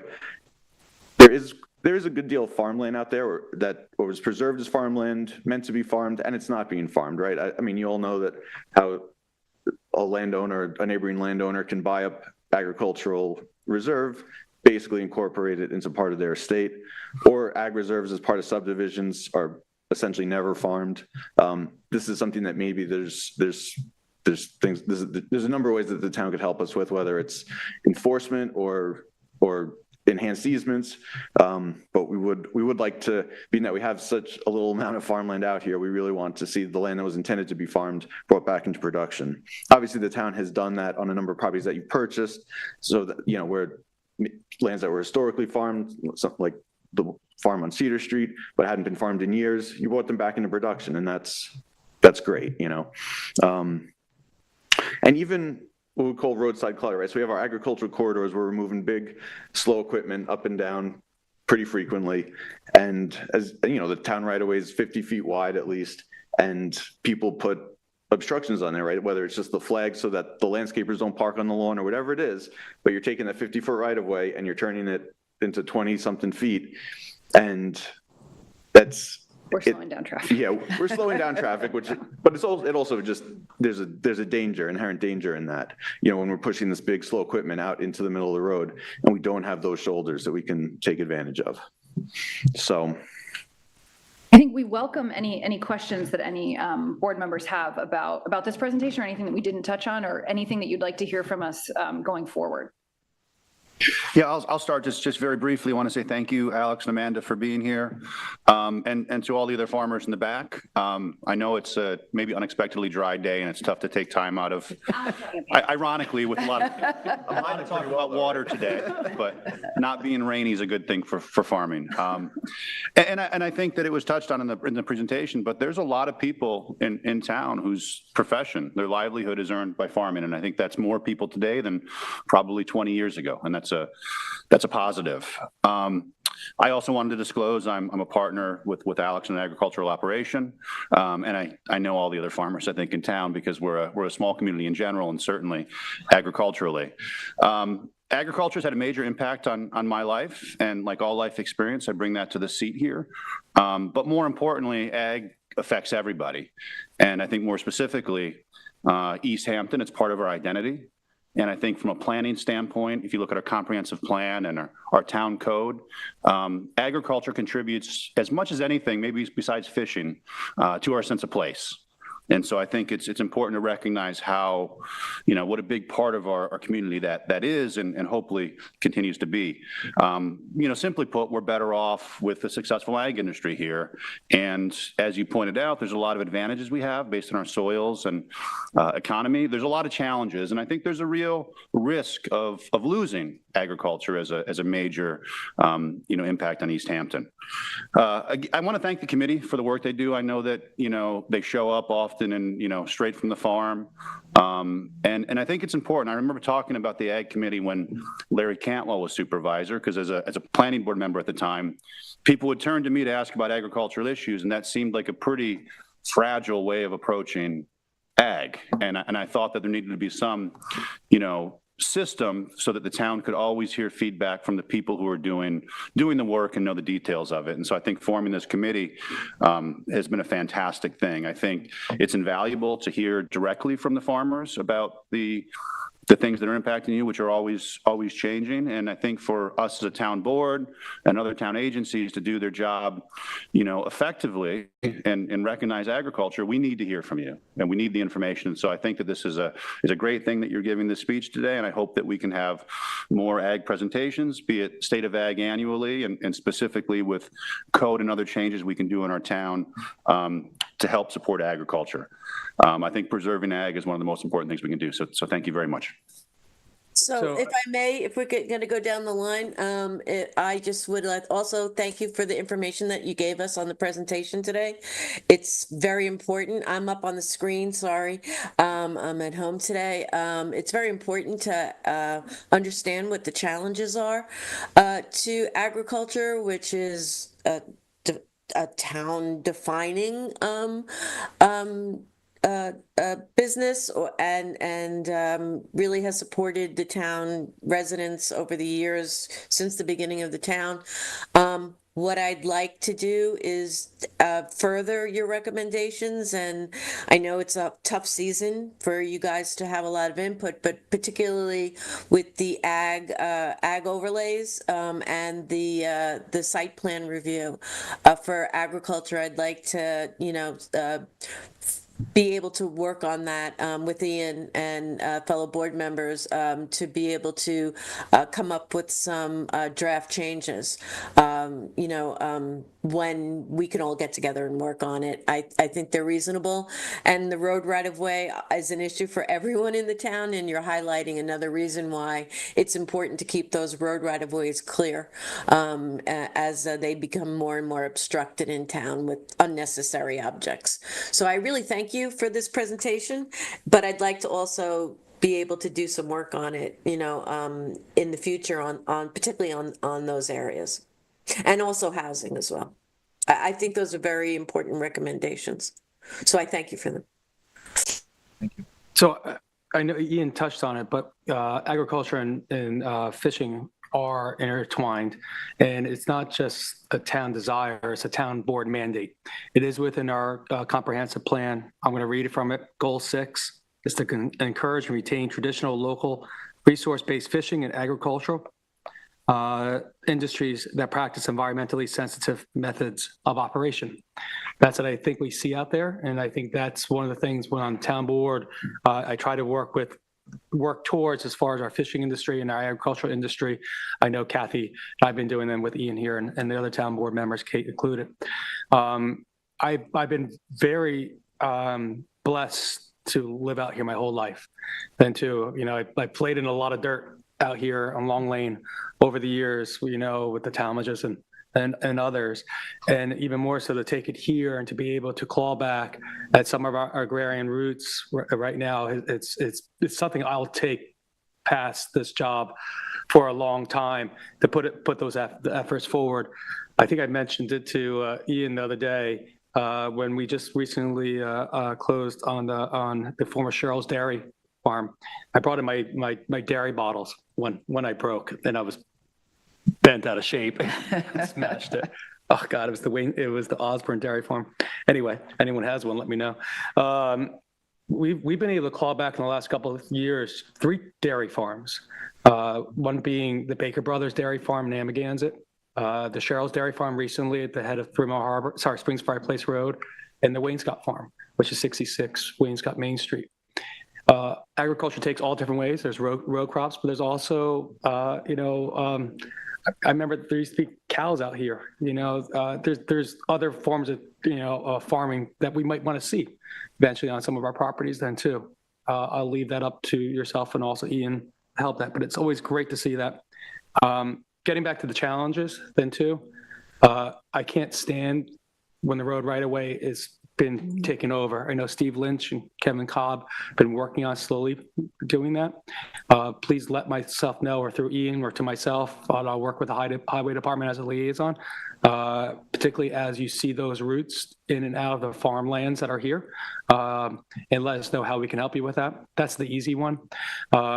I think housing, if Southampton is there and they have that, and there's ways they can do that with ag and market laws, and we can do that respectfully to the neighborhoods on there then too. We understand that it should be part, and we will add it to our all hands on housing to find out how we can do the type of workforce housing on agrarian properties. I'm very supportive of that. I think it's a way that we should try to move that forward to assist that industry, which I think the nexus goes right to goal 6 on there then too. Site plans, Kate is right. I'll let Kate sort of take the lead on that then too through the planning department on there. But one of the things I think you touched on, Alex, weather. It is challenging enough to deal with bureaucracy or challenging to deal with government, but you have to deal with weather all the time. Okay, if it's bomb storms washing you out, if it's aridness that's blowing dirt in there, we all have to understand that agrarian roots out here long last any of us living here right now. anyone in this room, anyone watching, there's been a farm out here a lot longer than that. So give the farmer a break if something by Mother Nature turns it off for a year here. Everyone's willing to fix it and work together, but everyone's very easy to criticize. So step back, relax, we'll fix it. But one thing we need to do as a whole is work with what we can do to help Mother Nature. And two, excuse me, that's my rant. But overall, I want to say thank you very much. I look forward to supporting everything a little bit more. I look forward to sweet corn, lobster, my mussels, and stuff like that coming up very shortly too. I really look forward also to driving around with my kids and goosenecking at the wonderful views and vistas of farms that are in East Hampton and on the East End. Thank you. All right, I guess I'm up. I'm just going to say that I concur with all of my colleagues, and I think having an annual state of agriculture would be a good thing, and I, would appreciate you folks coming back again next year. The other thing I just wanted to say would be really helpful, and I know we've talked about it, but there's some of the farms that lease land from the town. It would be also great to get individual presentations from, Isabel and Nick at Feathertop Farm and, James and Andy at Sand and Soil, and, Amber Waves comes in and, Balsam, just so we understand, we see, I'm guessing many of you folks back in the audience may have started as apprentices at Amber Waves, and that's how you got your start in farming. And I think that that's something too we could educate the community on how you keep it going and you are bringing in the next generation of farmers. And like I said, you folks are a very warm crowd and you're invited back anytime. So I don't know if there's anything else you want to say to wrap up, but I think thanks for having us. We're so happy to be part of the conversation and for the work ahead. All right, beautiful. Thank you. Thank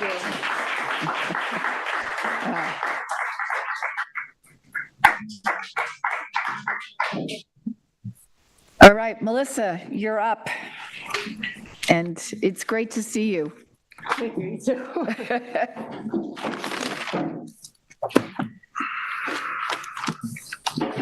Good afternoon. Happy to be back. Melissa McCarran. I'm a principal environmental analyst in the Natural Resources Department. I'm here just to do a follow-up on the CPF water quality request for applications. These were recommended last week at the work session by the chair of our Water Quality Technical Advisory Committee, Billy Hajek, at the April 8th meeting. So I'm just here to follow up on some of the questions that the board had. So this is a process that we implemented in 2019. To date, we've awarded around $9.3 million to 47 different projects. So it's been a very successful program. We've seen a lot of these come to fruition, and ranging from water quality for wastewater improvements, habitat restoration, stormwater improvements. So it has a wide range of applications. So we received 10 applications this round, 8 were deemed complete and were recommended last week. There was a question about the scoring guide of how they're scored. We'll include that in the future presentations. But 50% of it's out of 100, so 50% of the criteria is based on water quality improvement criteria alone. So looking at proximity to priority water bodies, if it's in the water protection district, in the Peconic estuary, things like that. If it's a source reduction, so if it's wastewater, it gets more points. Stormwater gets a little bit less. 10% is cost factors, 28% is project readiness and goals. So permitting, if there's any obstacles for the project, if it's a voluntary project. And then 12% is maintenance monitoring and long-term evaluation. This is just an overview of all of the projects that came in this round. So we had 10 total, 8 were recommended, 6 out of the 8 were wastewater projects, and 2 of them were habitat restoration. So I'll just get into each one that had questions. Yeah. So that's good. Pick next one.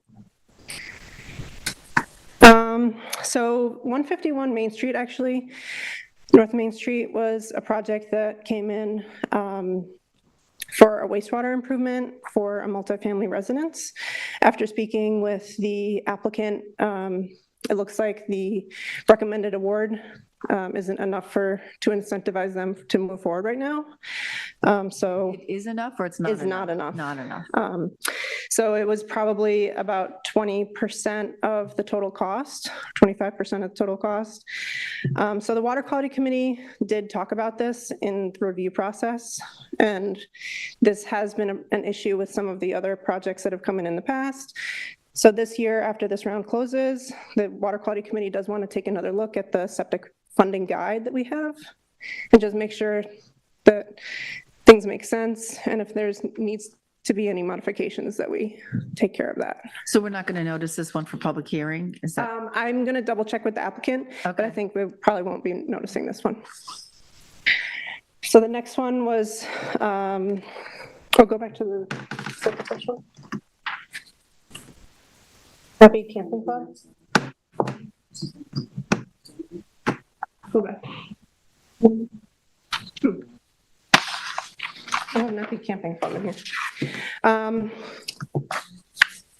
So Nappy Camping Club wasn't one that you guys had questions on last week, but I know you guys, or at least David wanted to discuss. Do you want to do that at the end of potential? No, so additional I just know funding? looking through the application, and I think this is a priority water body for us maintain. And again, as this is an incentive program on there, is it incentive enough to actually get this installed for the amount of usage that it's happening there then too? I don't know if that will necessarily potentially do it here based on some of the financials that are there. So that's why I would be interested in that. And that might be something that as my daughter's FaceTiming me. This cost something at college. So which is good. Excuse me. I'll discuss that with the board then too. Yeah, I'll just put in a couple comments on that. So the original request for the projects was $825,150. The applicant has raised some money from their members to go towards the project. But based on the calculation of our guide that the committee and the town board has prepared several years ago, the first estimate was based on the best fit flow, which is 5,700 gallons per day.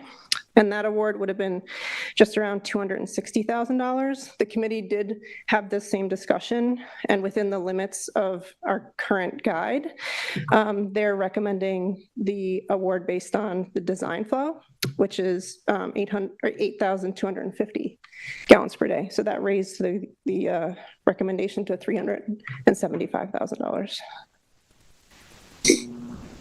So then it's up to the board if they want to increase that above what the committee's recommended. So I'll just leave it at that. Thank you. So DNR Realty, one more bag. That one, perfect.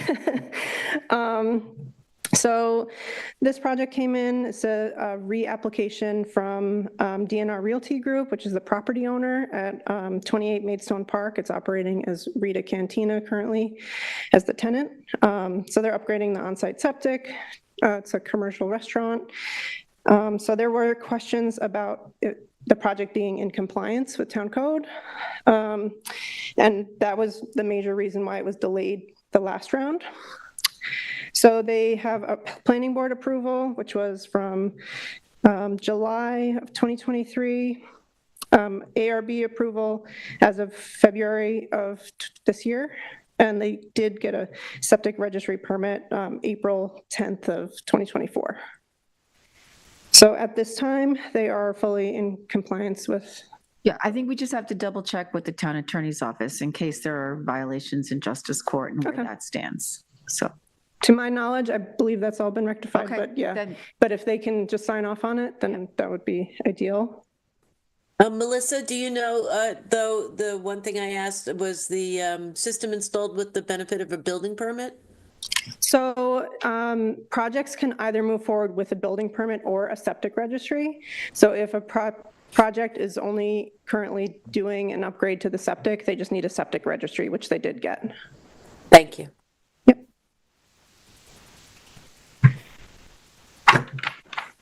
Any more questions on that one? Yeah. So the next one was the South Fork Sea Farmers Reef Building Project.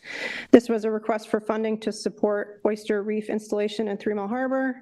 They're purchasing equipment for tumbling and washing the shells before they're, put into bags and installed as a reef.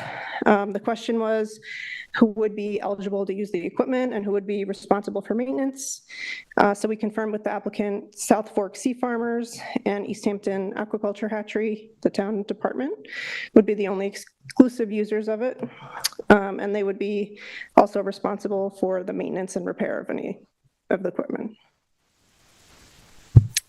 Could I just go on a little sidebar on this one then quickly? So myself and the supervisor and others, we attended the East Hampton High School Science Symposium this past week on there. And if you've never done that with Stephanie Talmadge and Dr. Rabito and one other individual, and I apologize, it is spectacular to see East Hampton's youth in high school right now presenting on science in such a thought-provoking way. And many of these were in aquaculture and the reef buildings that they're doing in aquaponic and such, and their tests and their control subjects of design of aquaculture reefs on there. It was on full presentation at the high school and presented by them in front of what, 400 people? Yeah. I mean, what were you doing at 16? I mean, I was. I actually was part of that program. Were you really? Oh gosh! I mean, so there. Yeah, I did a project on hyperaccumulating ferns and arsenic contaminated soil, similar to the. Wow. I mean, it was spectacular to be there, but I know that this project in South Fork Sea Farmers was well represented there and in assisting it then too. So sorry, I mean, just to anyone listening. And Barley was a mentor. Barley was a mentor. Dr. Barry Udelson's a mentor in aquaculture from Sea Grant, New York. My wife and I sit there going, wow, and it was jaw-dropping wow to hear some of these kids, and particularly when they start talking about aquaculture and other things. Yeah, I read through all the abstracts for that program, and I was just amazed at how many kids were participating in it, because back when I did it, there was much less. So it's great to see that it's expanded so much. Sorry, I apologize. No, I agree. It's worth noting. It's an incredibly impressive program, and I think anybody who goes is amazed. Yeah. Okay. So this was just, I think that was Tom's question, because he wanted to know who were going to be the exclusive users. Yep. So we got the answer for that. Yep. So thank you. And I think unless somebody was to partner with the town aquaculture hatchery, they would see the benefit of it, but exclusive users would be great. Those two entities. So the next one was the Springs General Store. The question, so this project is for the upgrade of the sanitary system to an innovative alternative system. This is a reapplication. They actually were part of our first round, I think, in 2019. And at that point, they didn't get enough of a incentive to move forward. I think it was a different owner at that time, too. Yeah, and it was a different owner. So a lot of things have changed. But I think the question that came up this time was the status of the permit for Suffolk County Health Department. I did contact the engineer, which is TF Engineering. They are working with the health department engineers. There were questions on the traffic rating, the H20 rating, based on the location of the system. It's going to be in, a drivable area. So they're working through those. They did say that the flow and everything and the components were approved, so that there's minor outstanding documentation required by the health department. And this actually was a reapplication in 2023, and they have since gotten planning board approval for the things that were holding it up at that time. And then I think the other thing was that Tom had a comment about how the different scoring, why some were, in the 90s and others were in the 80s. So for this one, the score was a little bit lower. Commercial applicants are automatically dinged for 5 points. So not-for-profits, municipal, non-governmental agencies get full credit for that criteria, and commercials do not. And they also lost points for not being a failure, catastrophic failure. Which is actually good news for our environment. Yeah. So minor points, and that's still a pretty good score for a commercial applicant. Thank you. Okay, another wastewater improvement project was the treescape at East Hampton condominiums. This is another large-scale upgrade. This is the first time this applicant has come in. They're proposing 2 different systems to serve 3 condo buildings on 2 different parcels. There was a question about the number of units. So, and there also was a typo on my slide last week on the flow. So I just wanted to clarify that. So the total flow for each parcel is 3,600 gallons per day. So the total flow for the project is 7,200 gallons per day, which is very high. And then there's 4 units in each building. 3 buildings on each parcel, so there's 24 total units that would be benefiting from this upgrade. Great. And there are other parcels part of this community, so there could be some future, another application coming in the future for more upgrades. I think they wanted to kind of the test case. Yeah, bite off, not bite off more than they could chew at one time. And this is the last recommendation that was made. So this was from Clear Bays Environmental. This is a habitat restoration project. And it's an enhanced wetland restoration for shoreline stabilization, habitat improvement, and also nitrogen mitigation. It's along 150 feet of shoreline in the headwaters area of Hog Creek. So I think the only question on this one was the location of where it is. So if you can go to the next slide, there should be a map. So these are 4 CPF parcels preserved, and it's in an impacted area. So as I believe Kim was discussing last week, the nitrogen concentration here was relatively low, but it's very high flow. So you get a lot of nitrogen loading, and that's what we're trying to address here, as well as that high flow is contributing to the additional erosion happening here, coupled with used to be bulkheaded, which is now kind of diminished. So it's a good opportunity for improvements. Great. So thank you very much. It's nice to see you. I also want to thank Billy Hajak for pinch hitting last week as the chairman of the Water Quality Technical Advisory Committee and a volunteer, and all the volunteers on the event then too. The process is sound that you've been going through with this for the last 7-8 years now, approximately then too. I think we're starting to see results of that sound process out there. There's always nuances and needs out there. And if anyone's interested in the future for grant funding this, please contact the Natural Resources Department yourself and Kim Shaw to find out how they might be able to apply for grant funding in the future. But I thank you for coming back with these answers. Thank you for having me. Right, and I think, Melissa, everybody was supportive of moving forward to public hearing.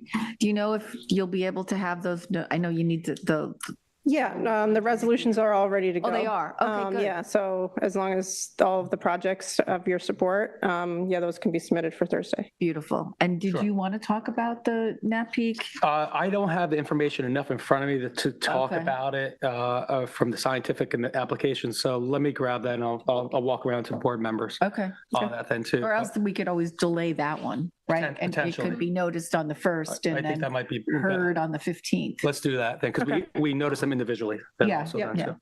And then you're going to confirm about the 151 North Main Street if we need to notice that. Yep, I will. All right, beautiful. Yeah, I just want to say thanks, Melissa. You were answering questions of mine as recently as this morning. And as Dave pointed out, Billy last week went all the way to Montauk as a volunteer, and just, this is really important work, and we appreciate all that you guys do. Thank you so much. We have a very strong committee, so I'm very thankful for all of them as well. All right. Thanks, Melissa. All right, Ian, you're up with the Parsons Dodge Homestead Draft Management Plan. All right. For all those that are hung to the end, right? Chelsea, if you could queue up our sort of limited slideshow. So I'm pinch hitting here for Scott Wilson, who took the lead on drafting this management plan along with the Property Management Committee. So if I'm imperfect, please forgive me. Thankfully, Lauren Bolger, a dedicated Property Management Committee member, is here in the audience to make sure to hold me accountable. So, and if Lauren, if you have anything to add as I go through this, please feel free to to speak up. The management plan was posted online, which I think anybody interested in this should really read through that document. It includes the report from Bob Hefner about the historic significance of the area and the different structures. I'm going to go through the management plan and just give a summary of what's on the property, and I'm sort of going to blend the historical aspects with aspects of how the property should be managed. We chose a name, first of all, the Parsons Dodge Homestead, which might sound a bit strange because I think colloquially it's just known as the Dodge property. Everybody knows it as such. But given the history, it was originally Julius Parsons who built here. His granddaughter later married Cleon Dodge, and that's how the Dodge name came into being. So we chose the Parsons Dodge Homestead as, hopefully, although it sounds a little bit different, it encapsulates what the property is. It's approximately 11-acre property. And it was acquired for 4 different purposes: historic, open space, agricultural, and recreation. My approach to this and what I encourage the property management committee, well, I wanted the property management committee to have the management plan they were comfortable with that came to the board. My philosophy here is to keep it as open as possible so that we, from that management plan, we could welcome any type of applicant who might apply for a license in the future without, precluding some idea that we hadn't thought of. And so I wanted this to be sort of as broad within those 4 stated purposes, without sort of keyholing it into one particular licensee, because I have no idea who might apply if this goes out to RFP. The mission, simply stated, is the Parsons Dodge Homestead celebrates the legacy of the Parsons and Dodge family through the preservation and interpretation of their historic Springs farmhouse, barn, cottage, and natural environment, which represents the 19th century farming character of the Springs area. So that's the mission, simply put. And now I'll go through the various structures and components of the property. The first one is the Julius Parsons house, which was built in 1880. As per the Bob Hefner report. An interesting little thing, we were just talking about the Springs General Store earlier, and previously, before building this house, Julius Parsons was actually the storekeeper and the owner of the Springs General Store, and actually built this house after he stopped that work. He was an important figure in East Hampton generally, but I thought that was just an interesting tie-in, as we often experience in East Hampton with such a rich history. As I mentioned before, it was his granddaughter, Mary Louise, and her husband, Cleon Dodge, that eventually moved in here, and that's why it became known as the Dodge property, who owned the property. The Dodge family still owned the property up until East Hampton acquired it. This is a picture of the house here. And in the management plan, we addressed the need to make the first floor handicap accessible. Again, we left this as open as possible, but the idea would be that the first floor could be used to represent some period in time that would be historically appropriate, that would be open to the public, although wouldn't want to preclude that from it being used in a modern sense for a meeting space or some other purposes, but just in recognition of the history that's there. And also ADA accessibility for public structures is important, and so how best to make it ADA compliant and where the entrance will be, while preserving the historic features as much as possible. The management plan recognizes the second floor, which we don't know what it'll be used for. It depends on who applies for the license, but it's contemplated that it could be a groundskeeper, a farmer, a docent, or some other kind of property caretaker. But again, we wanted to leave this sort of open just so that we welcomed all applications. Slide 2, please. The second structure is the Julius Parsons barn, which was also built in 1880. We need the house we just looked at in is very good shape, I think, or relatively good shape for an old structure. The barn, I think, would need a little bit more investigation in terms of engineering to figure out what needs to be done. It's also a little bit of an odd structure. If you go in, the flooring is not typical. There's a place where a carriage used to go, and so some work will certainly need to be done on restoring that barn. And I think what that work looks like will likely depend on who the ultimate user is. Depending on what it's used for, if it's used in an agricultural sense or if it's open to the public, we would also have to look into making sure that it was ADA compliant as well. Slide 3, please.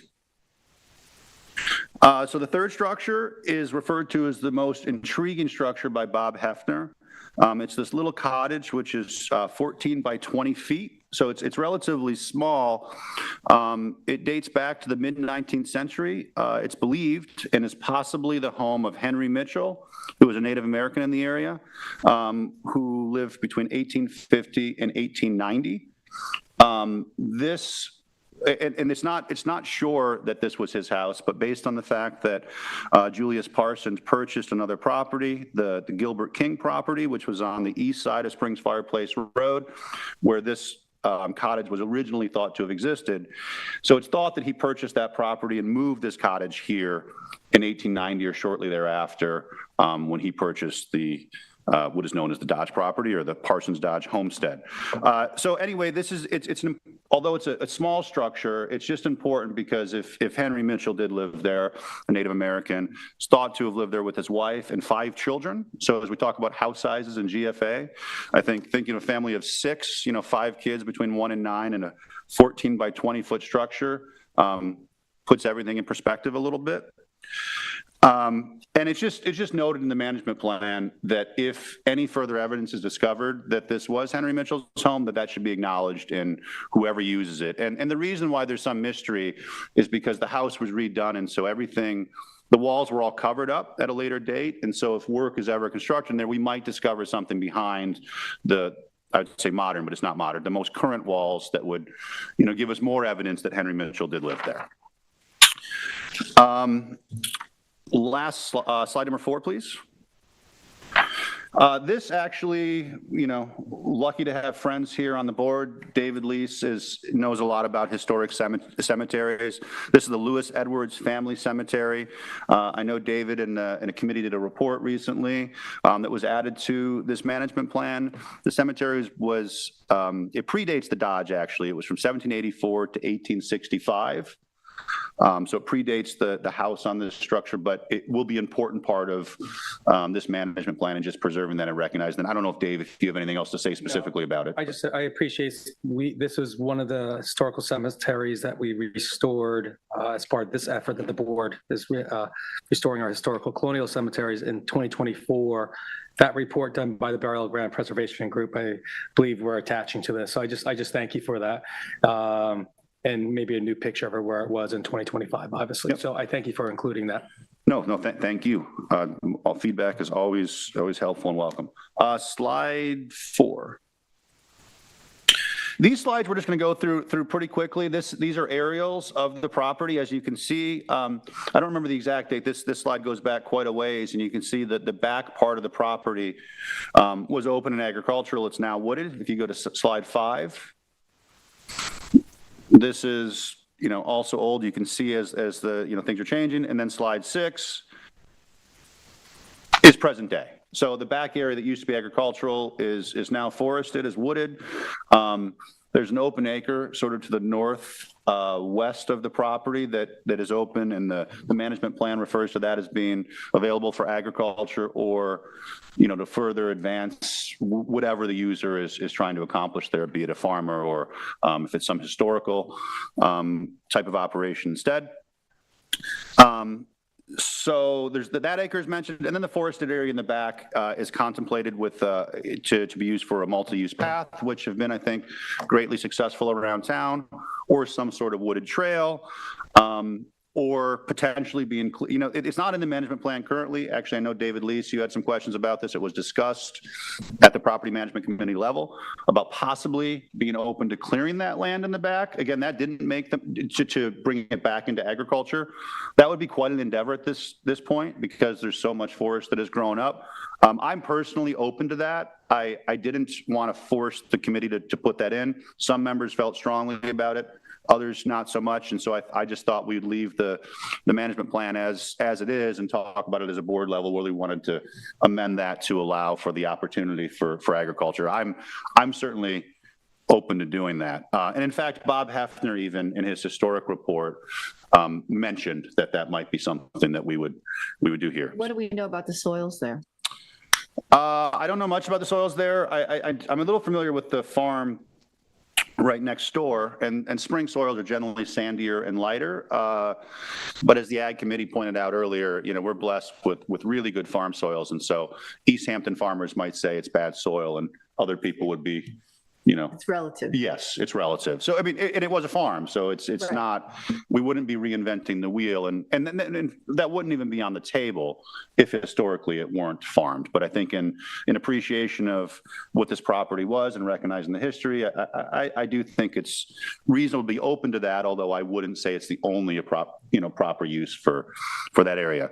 And so I'll just end with a quote from Bob Hefner in his historic report, which I think sums up what we're trying to do here in the management plan. He says, retaining the buildings, open setting, and agricultural land of Julius D. Parsons Farm is essential to the historic character of the Heart of Springs. And I think the Property Management Committee did a great job on this plan. I think if the town board agrees, we can adopt that, and then hopefully the next step would be to go out to RFP / some sort of maintenance there to get an end user licensee in there to fully appreciate all that is the Dodge property. Okay. So thank you, and thank you to the Property Management Committee for putting this management plan forward. I think it's a very successful management plan, as far as each management plan is specific to each unique property that we have then too. You are correct. I think all the permitted uses and the restrictions on here are in line to what we've done in the past on there. I think it's restricted, but also open enough to allow for future uses on the property. I think it conforms with Town Law 64E with the CPF general obligation law on there that allows for this.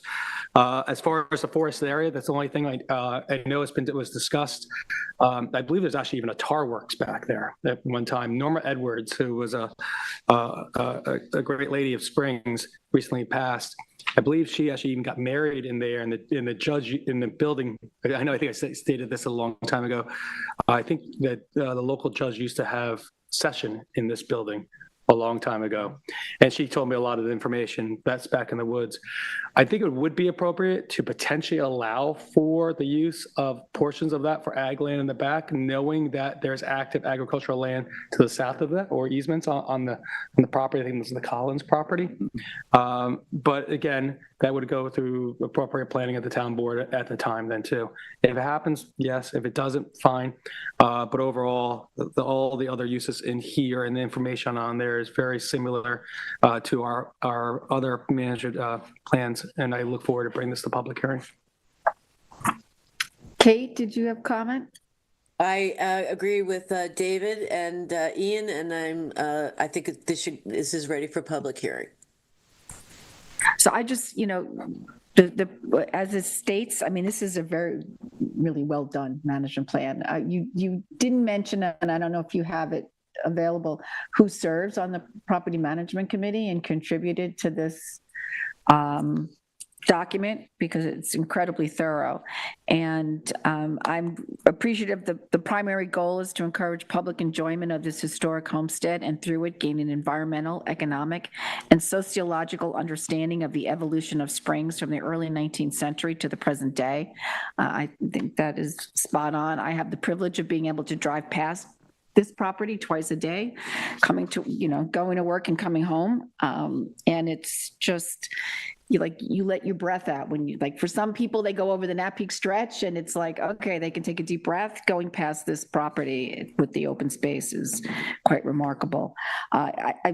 Where you've identified, the work that needs to get done and how the first floor becomes, handicap accessible is, spot on. And I will say for myself, taking advantage of the Buckskill property and the property on Springy Banks, the half-a-mile trail loop is so popular with our residents. I'm grateful that this is incorporated in here, that this could be an option moving forward to put a half-mile trail loop on that property so that more folks, will have access.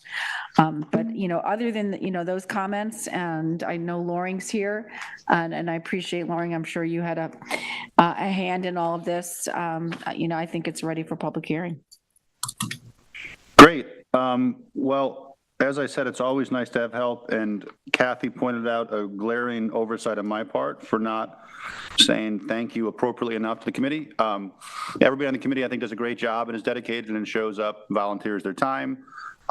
If I miss anybody, please let me know, but those members include Helen Harrison, Dennis Fabershak, Lauren Bolger, Dick White, Stacy Myers, Larry Kane, Vicky Bustamante, Jess Frost, Pam Bickett, and Glenn Hall. I think that's everybody. But, and we also have input from the public. You know, we've made an effort to make sure those meetings are public. There's been people interested in the Wayne Scott property.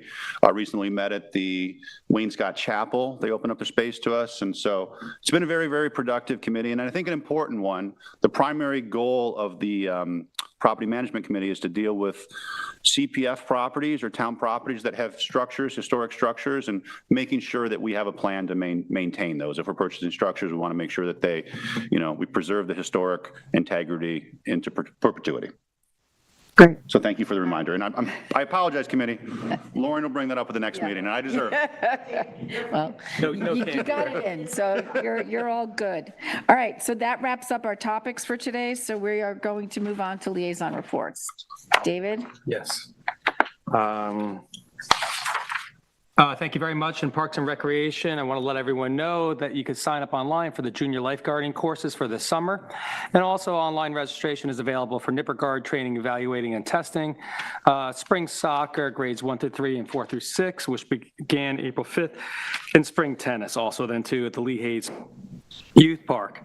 The Nature Preserve Committee met last week. We discussed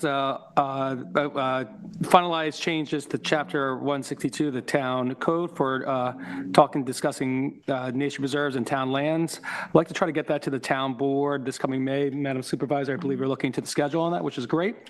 There also was a good discussion about another public park in the town of East Hampton, Town Lane Park. It's a little bit unknown to individuals, but it's actually probably one of the most unique parks in the town, in which there's actually a very large sculpture garden on the property from the Sulphur family.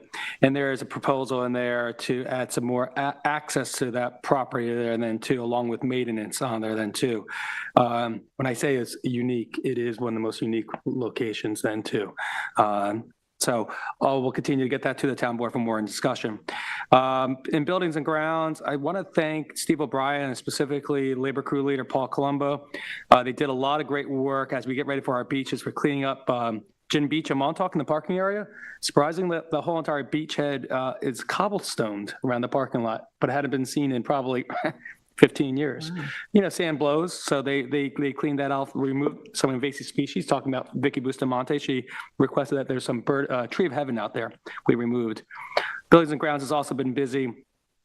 We recently removed some signs in Montauk, some of our parks that are going to be repainted. So please, if anyone writes in that signs have been removed or stolen, they haven't. They're just removed for safekeeping and restoration.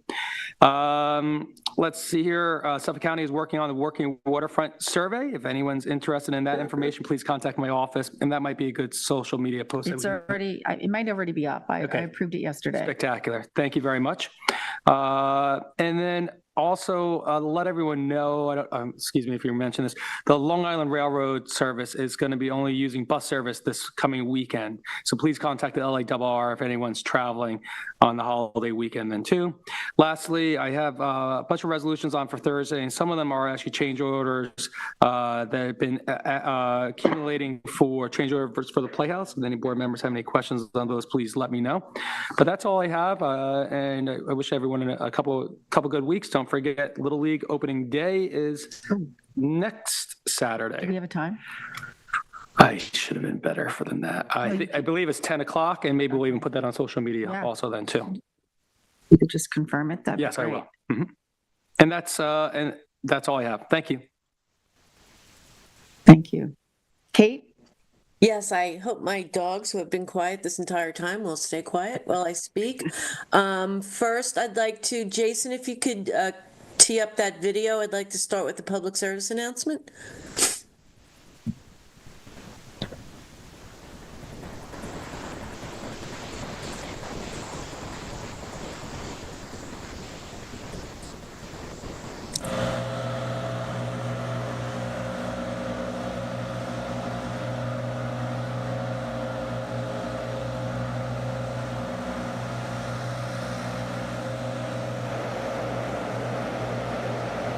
Thank you, Jason.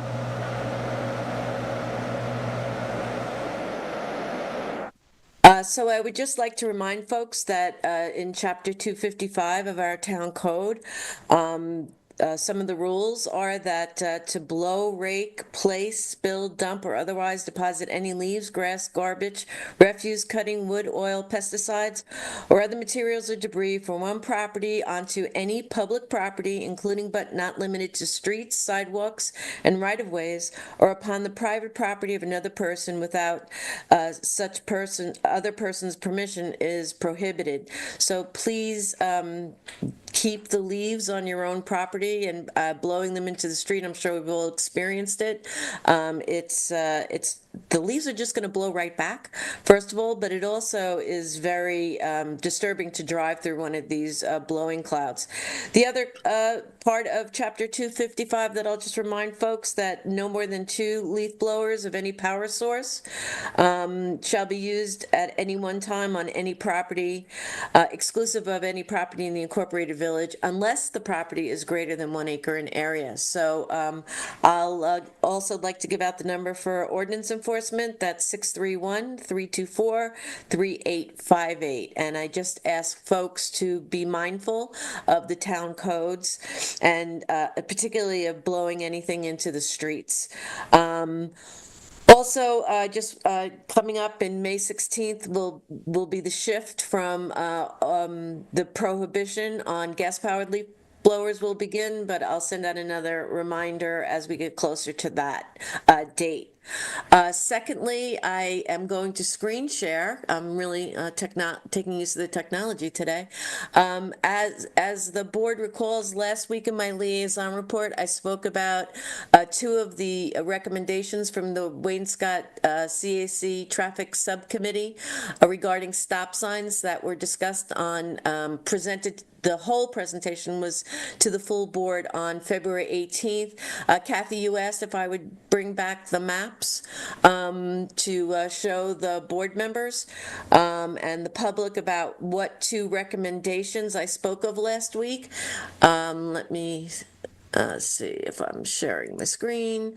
Let me pull one up right now. This is at the, can everybody see this? Yes. This is one of the stop sign recommendations that did not have any negative public comment during the presentation. And this would be the addition of 1 stop sign on Sayers Path to complement the existing stop sign on Wayne Scott Stone Road. And again, this was discussed as a really big sightline issue for folks. So there was the recommendation to please add this 1 stop sign in the southbound addition. So that's a total of 1 stop sign recommendation on Sayers Path. Not quite sure if I can switch to the one on Northwest Road. Do you see this one? Yes. Yes. Great. So this is the addition of 1 stop sign on Wayne Scott Stone Road in the northbound direction and 1 proposed stop sign in the southbound Wayne Scott Stone Road to complement the existing stop sign on that, again, very difficult but heavily traveled roadway, Wayne Scott Northwest Road. So the final recommendations that the Wayne Scott CAC would like to bring to the town board, I'm going to stop sharing, would be the addition of a total of 1 stop sign on Sayers Path and 1 stop sign in the northerly direction and 1 stop sign in the southerly direction at the intersection of Wayne Scott Northwest Road and Wayne Scott Stone Road. And I asked the board if we would schedule a public hearing on these 3 stop signs to hear from the entire community. I'm fine with those. I've been fine with those locations. I think I would like to see go to public hearing on them, Kate, personally. Yeah, I favor the one on Sayers Path. I'm not so sure about the other 2, but I would be okay to go to public hearing. Yeah, I'm not so sure on the two on Wainscott Stone Road. I think the chief had said he wanted to wait. That was the road we were looking to reduce the speed limit to 25 miles per hour. We haven't heard back from New York State DOT yet. And I think his recommendation was to hold off until we heard from the DOT. So I'm not sure if we're, ready for that. I mean, we could hold the public hearing, but I agree with you. I think I would go with just the Sayers Path. Yeah. I just, and for all the same reasons. Yeah. So would we go to public hearing, and then if the state somehow rejects our request, we don't have to do a resolution? Well, yeah, okay, let's go on Sayers Path. Thank you all, and we'll hold the other one off. Okay, great. Thanks so much. And then just finally, and I'm going to, normally I'd read, I have been outreached by Springs residents, including and members of the Springs community that are concerned about preserving the history of Freetown, including Prudence Carabine, who is instrumental at the Farm Museum property and also up at Parsons Blacksmith Shop, and is a wealth of information about history of Springs and Freetown and Bonaca history. And so I'd like to let the board and the public know that I'm going to be researching some information on declaring St. Matthew's Chapel a historic structure on private property. The St. Matthew's Chapel was in the very instrumental to the African American families, the indigenous people, and the Bonacers as the first community church. The building was relocated in the 20th century, but it has a deep meaning and for the history of Freetown and to the history of East Hampton as a whole, because it's all one history. So I will be looking into and bringing back presentations to the board on having that structure, which is now on private property being used as a gymnasium, declared a historic structure on private property. There is a mechanism in New York State for that to be able to happen, to at least preserve the facade and the interior of the structure. And that is all I have. Great. Thank you, Kate. Ian? Yeah, just a reminder that the Old Stone Highway is closed at the bridge near Parsons Place in the heart of Springs. That work could last into next week, but hopefully it'll be completed this week while the school is closed. Again, if anybody hasn't experienced that and knows anybody in Springs, please spread the word. It's a very small detour, but something to consider. And it's well marked. Well marked, Yeah, very well they've got marked. the signs No, it's up. very, very, very well marked. Yeah, I think the project has been run great. And I also want to thank the food pantry again. They have a pickup tomorrow and have extended their hours from 1:30 to 6:30 p.m. to try to reduce the lines that sometimes form, which I think is generally helpful and particularly helpful in this case, since the road is closed and limited. Spring CAC meets tonight at Ashwag Hall. The main topic of conversation will be Nancy Carney, the superintendent of Spring School, will be there to talk about the Spring School budget.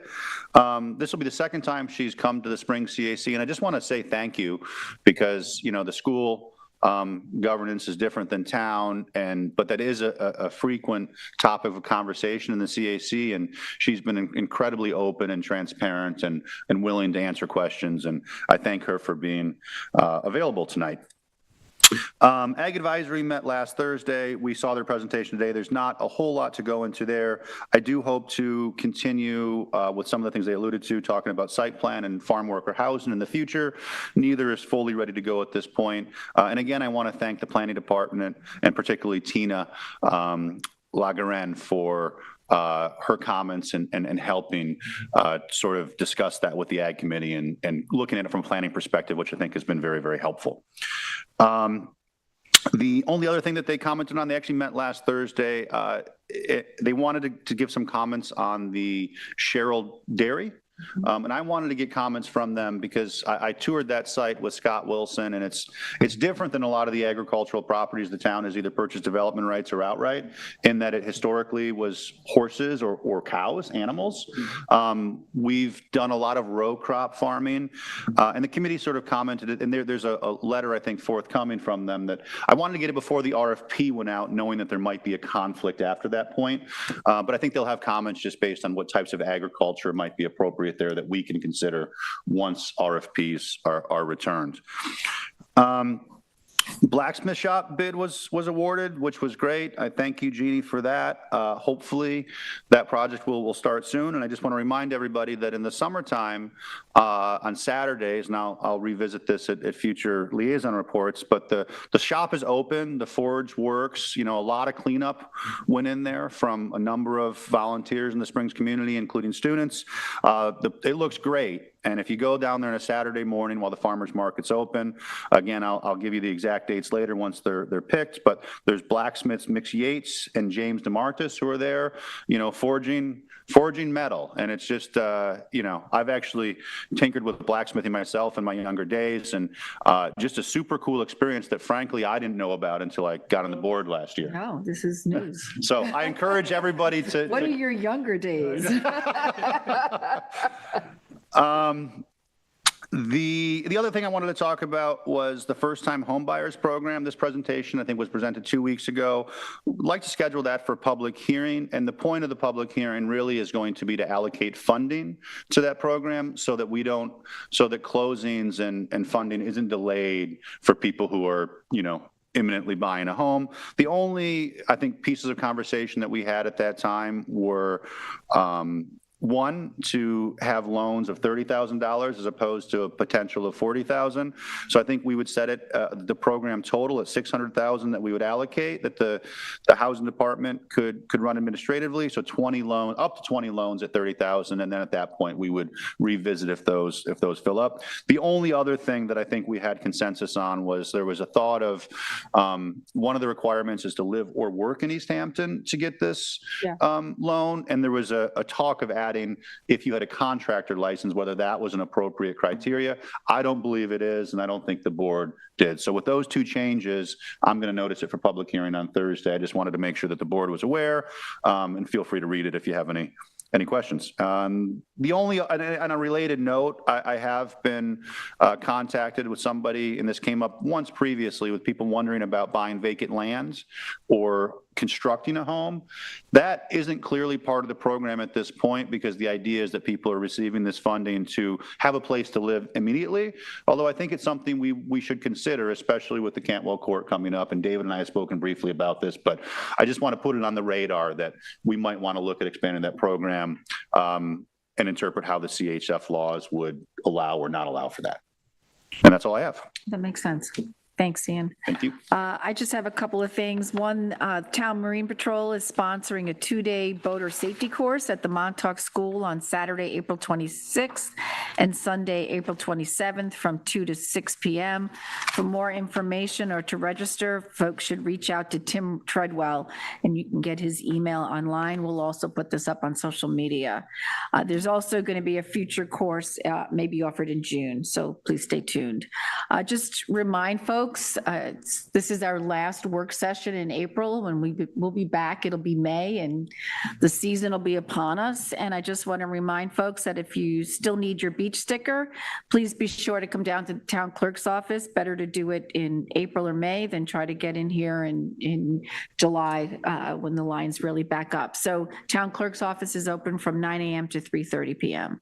And then the other thing I wanted to mention, the work has begun. Change Hampton has started to lay out where the irrigation is going to go. Just so you know, there will be a crew here tomorrow installing the irrigation. We're excited to support this next phase and look forward to the plantings and how the meadows will now visually enrich our campus and educate town residents on natural landscaping. And then the other comment I wanted to make was the RFP that's going out for farmers for the former Sherrill Dairy. I brought this up in my liaison last week. The East Hampton CAC really wanted to see an emphasis on public being able to access that property, if, farmers are, there, that there's a way for them to be on the property and have community interaction. So I know it's mentioned in the RFP, but it's not, maybe there can be a bit more emphasis on that. Well, it's one of the criteria for scoring Right. criteria that the reviewing committee has always gone over. Okay, so could you route the scoring criteria, bless you, Carol, the scoring criteria, so I could share with them, what I don't know if that's appropriate right now, but let Okay. me check with Scott when it gets back. Okay, sounds good. Or at least for my next meeting, which will be the first Monday in May. Can I comment on that? Because the Ag Committee actually commented on that as well. And I think that this is a little bit tricky in that if you're responding to an RFP, more community involvement isn't always good. I don't know if people would want a really substantial U-pick or a pumpkin town type of thing. Right. And so I think that over time, we want to sort of create boundaries for specifically what we're looking for. Because I don't want to encourage people to put a proposal that then seems too intensive. And there were some questions about that. So I don't know how to handle it. There's understandable confusion, I think, of like how much is enough and not too much. Where's the line? Right. I believe, though, that the scoring criteria is in the RFP, and the RFP is a public document, so it should be able to be shared. I know that you mentioned that they might want to see it as a park. I don't believe. No, I didn't say a park, but they they threw out the idea of like a strawberry festival, or, reasons for folks to be on the property. And because it is, 20 acres, we invested quite a bit of money. They just want to be able to spend time on that property. So it's a balance, right? Sure, if it's a working farm, but the community wants access or the folks on, it was unanimous from the East Hampton Sag Harbor CAC. So I'm just putting it out there. Okay, so now we are up to resolutions. I'm happy to offer Resolution 2025-560. This is authorize the 2025 CPF Management and Stewardship Plan for calendar year. Second. All in favor? Aye. 561 is authorized payment for Outback portable toilets for outstanding 2024 invoices in the amount of $220. Second. All in favor? Aye. 562 is authorized payment to Toshiba for a service from 2024 in the amount of $174.82. Second. All in favor? Aye. 563 is a budget modification for the recreational department, where we're bringing from other equipment in the amount of $6,500 to the same amount to the line for uniforms. Second. All in favor? Aye. I have Resolution 564. I had received information that the title needed to be amended, but it has been changed to the proper title, so I will be offering an amendment for it. It is 564 is Release Security URP 40 in SP-2-1 at 37 Gardner's Lane, and this is to release security that has been held for road work being done. And the applicant is Clever Lopez, and the parcel is located at 31 7th Street Springs, and the amount of the security is $16,500. Second. Could I just ask a question? So if the UR parcel is 31 7th Street Springs. It was the title that had an error. But shouldn't the title and the UR parcel match? The title and the UR parcel do match, don't they? They match now. It's been corrected. I don't know if it's corrected on your copy, Kathy. Okay. So the list, it should say, if it's not corrected on your property, URP 40 in Springs-2-1. The latest copy that I downloaded from the town website had the change. Okay. Second. All in favor? Aye.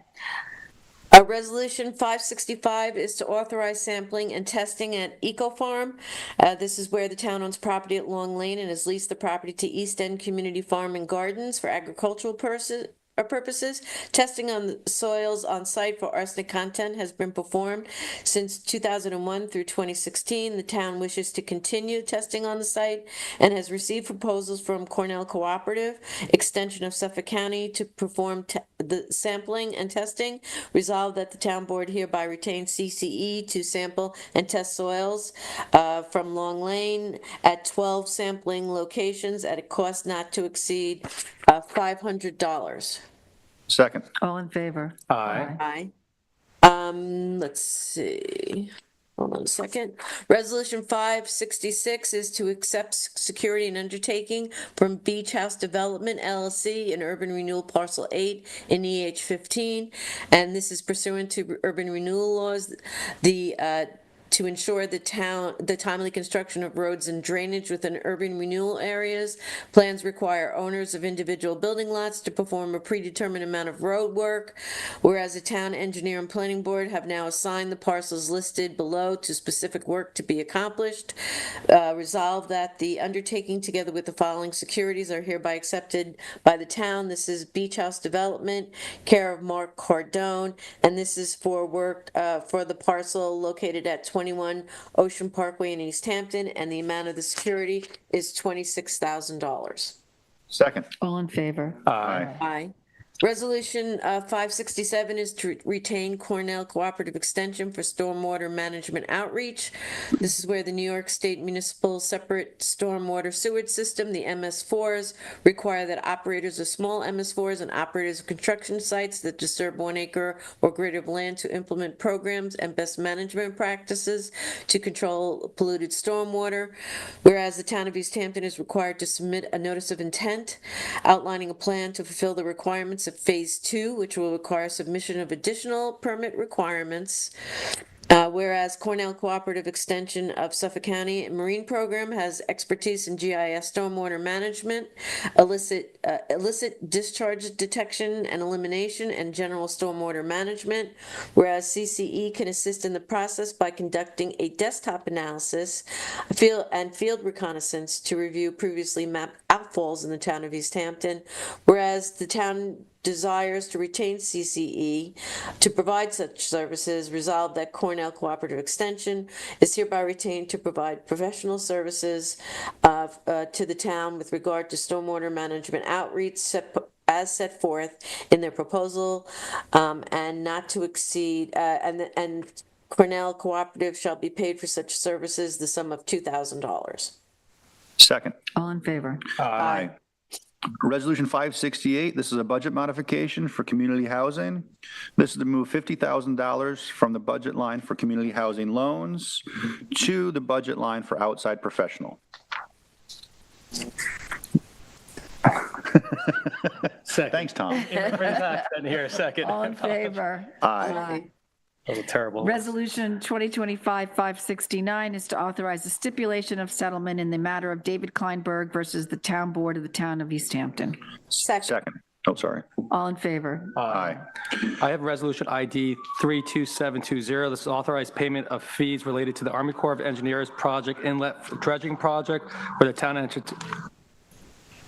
Yeah, Ian's got those that are already on. Oh, I apologize. Resolution 570, this is a notice of public hearing for acquisition of 82 Bow Oarsman Road, and a public hearing will be held on May 1st, 2025 at 6 p.m. or as soon thereafter as this matter may be heard. Second. All in favor? Sorry, Dan. Resolution 571, I'd like to withdraw. Second. All in favor? Aye.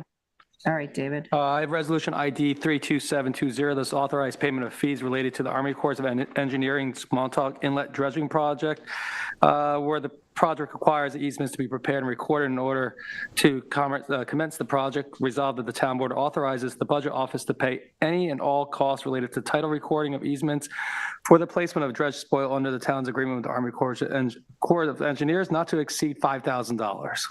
Second. All in favor? Aye. Okay, so I think that's everything. Do I have a motion to go into exec session? Yes, I'd like to make a motion to go into executive session for personnel, contracts, and CPF. Second. All in favor? Aye.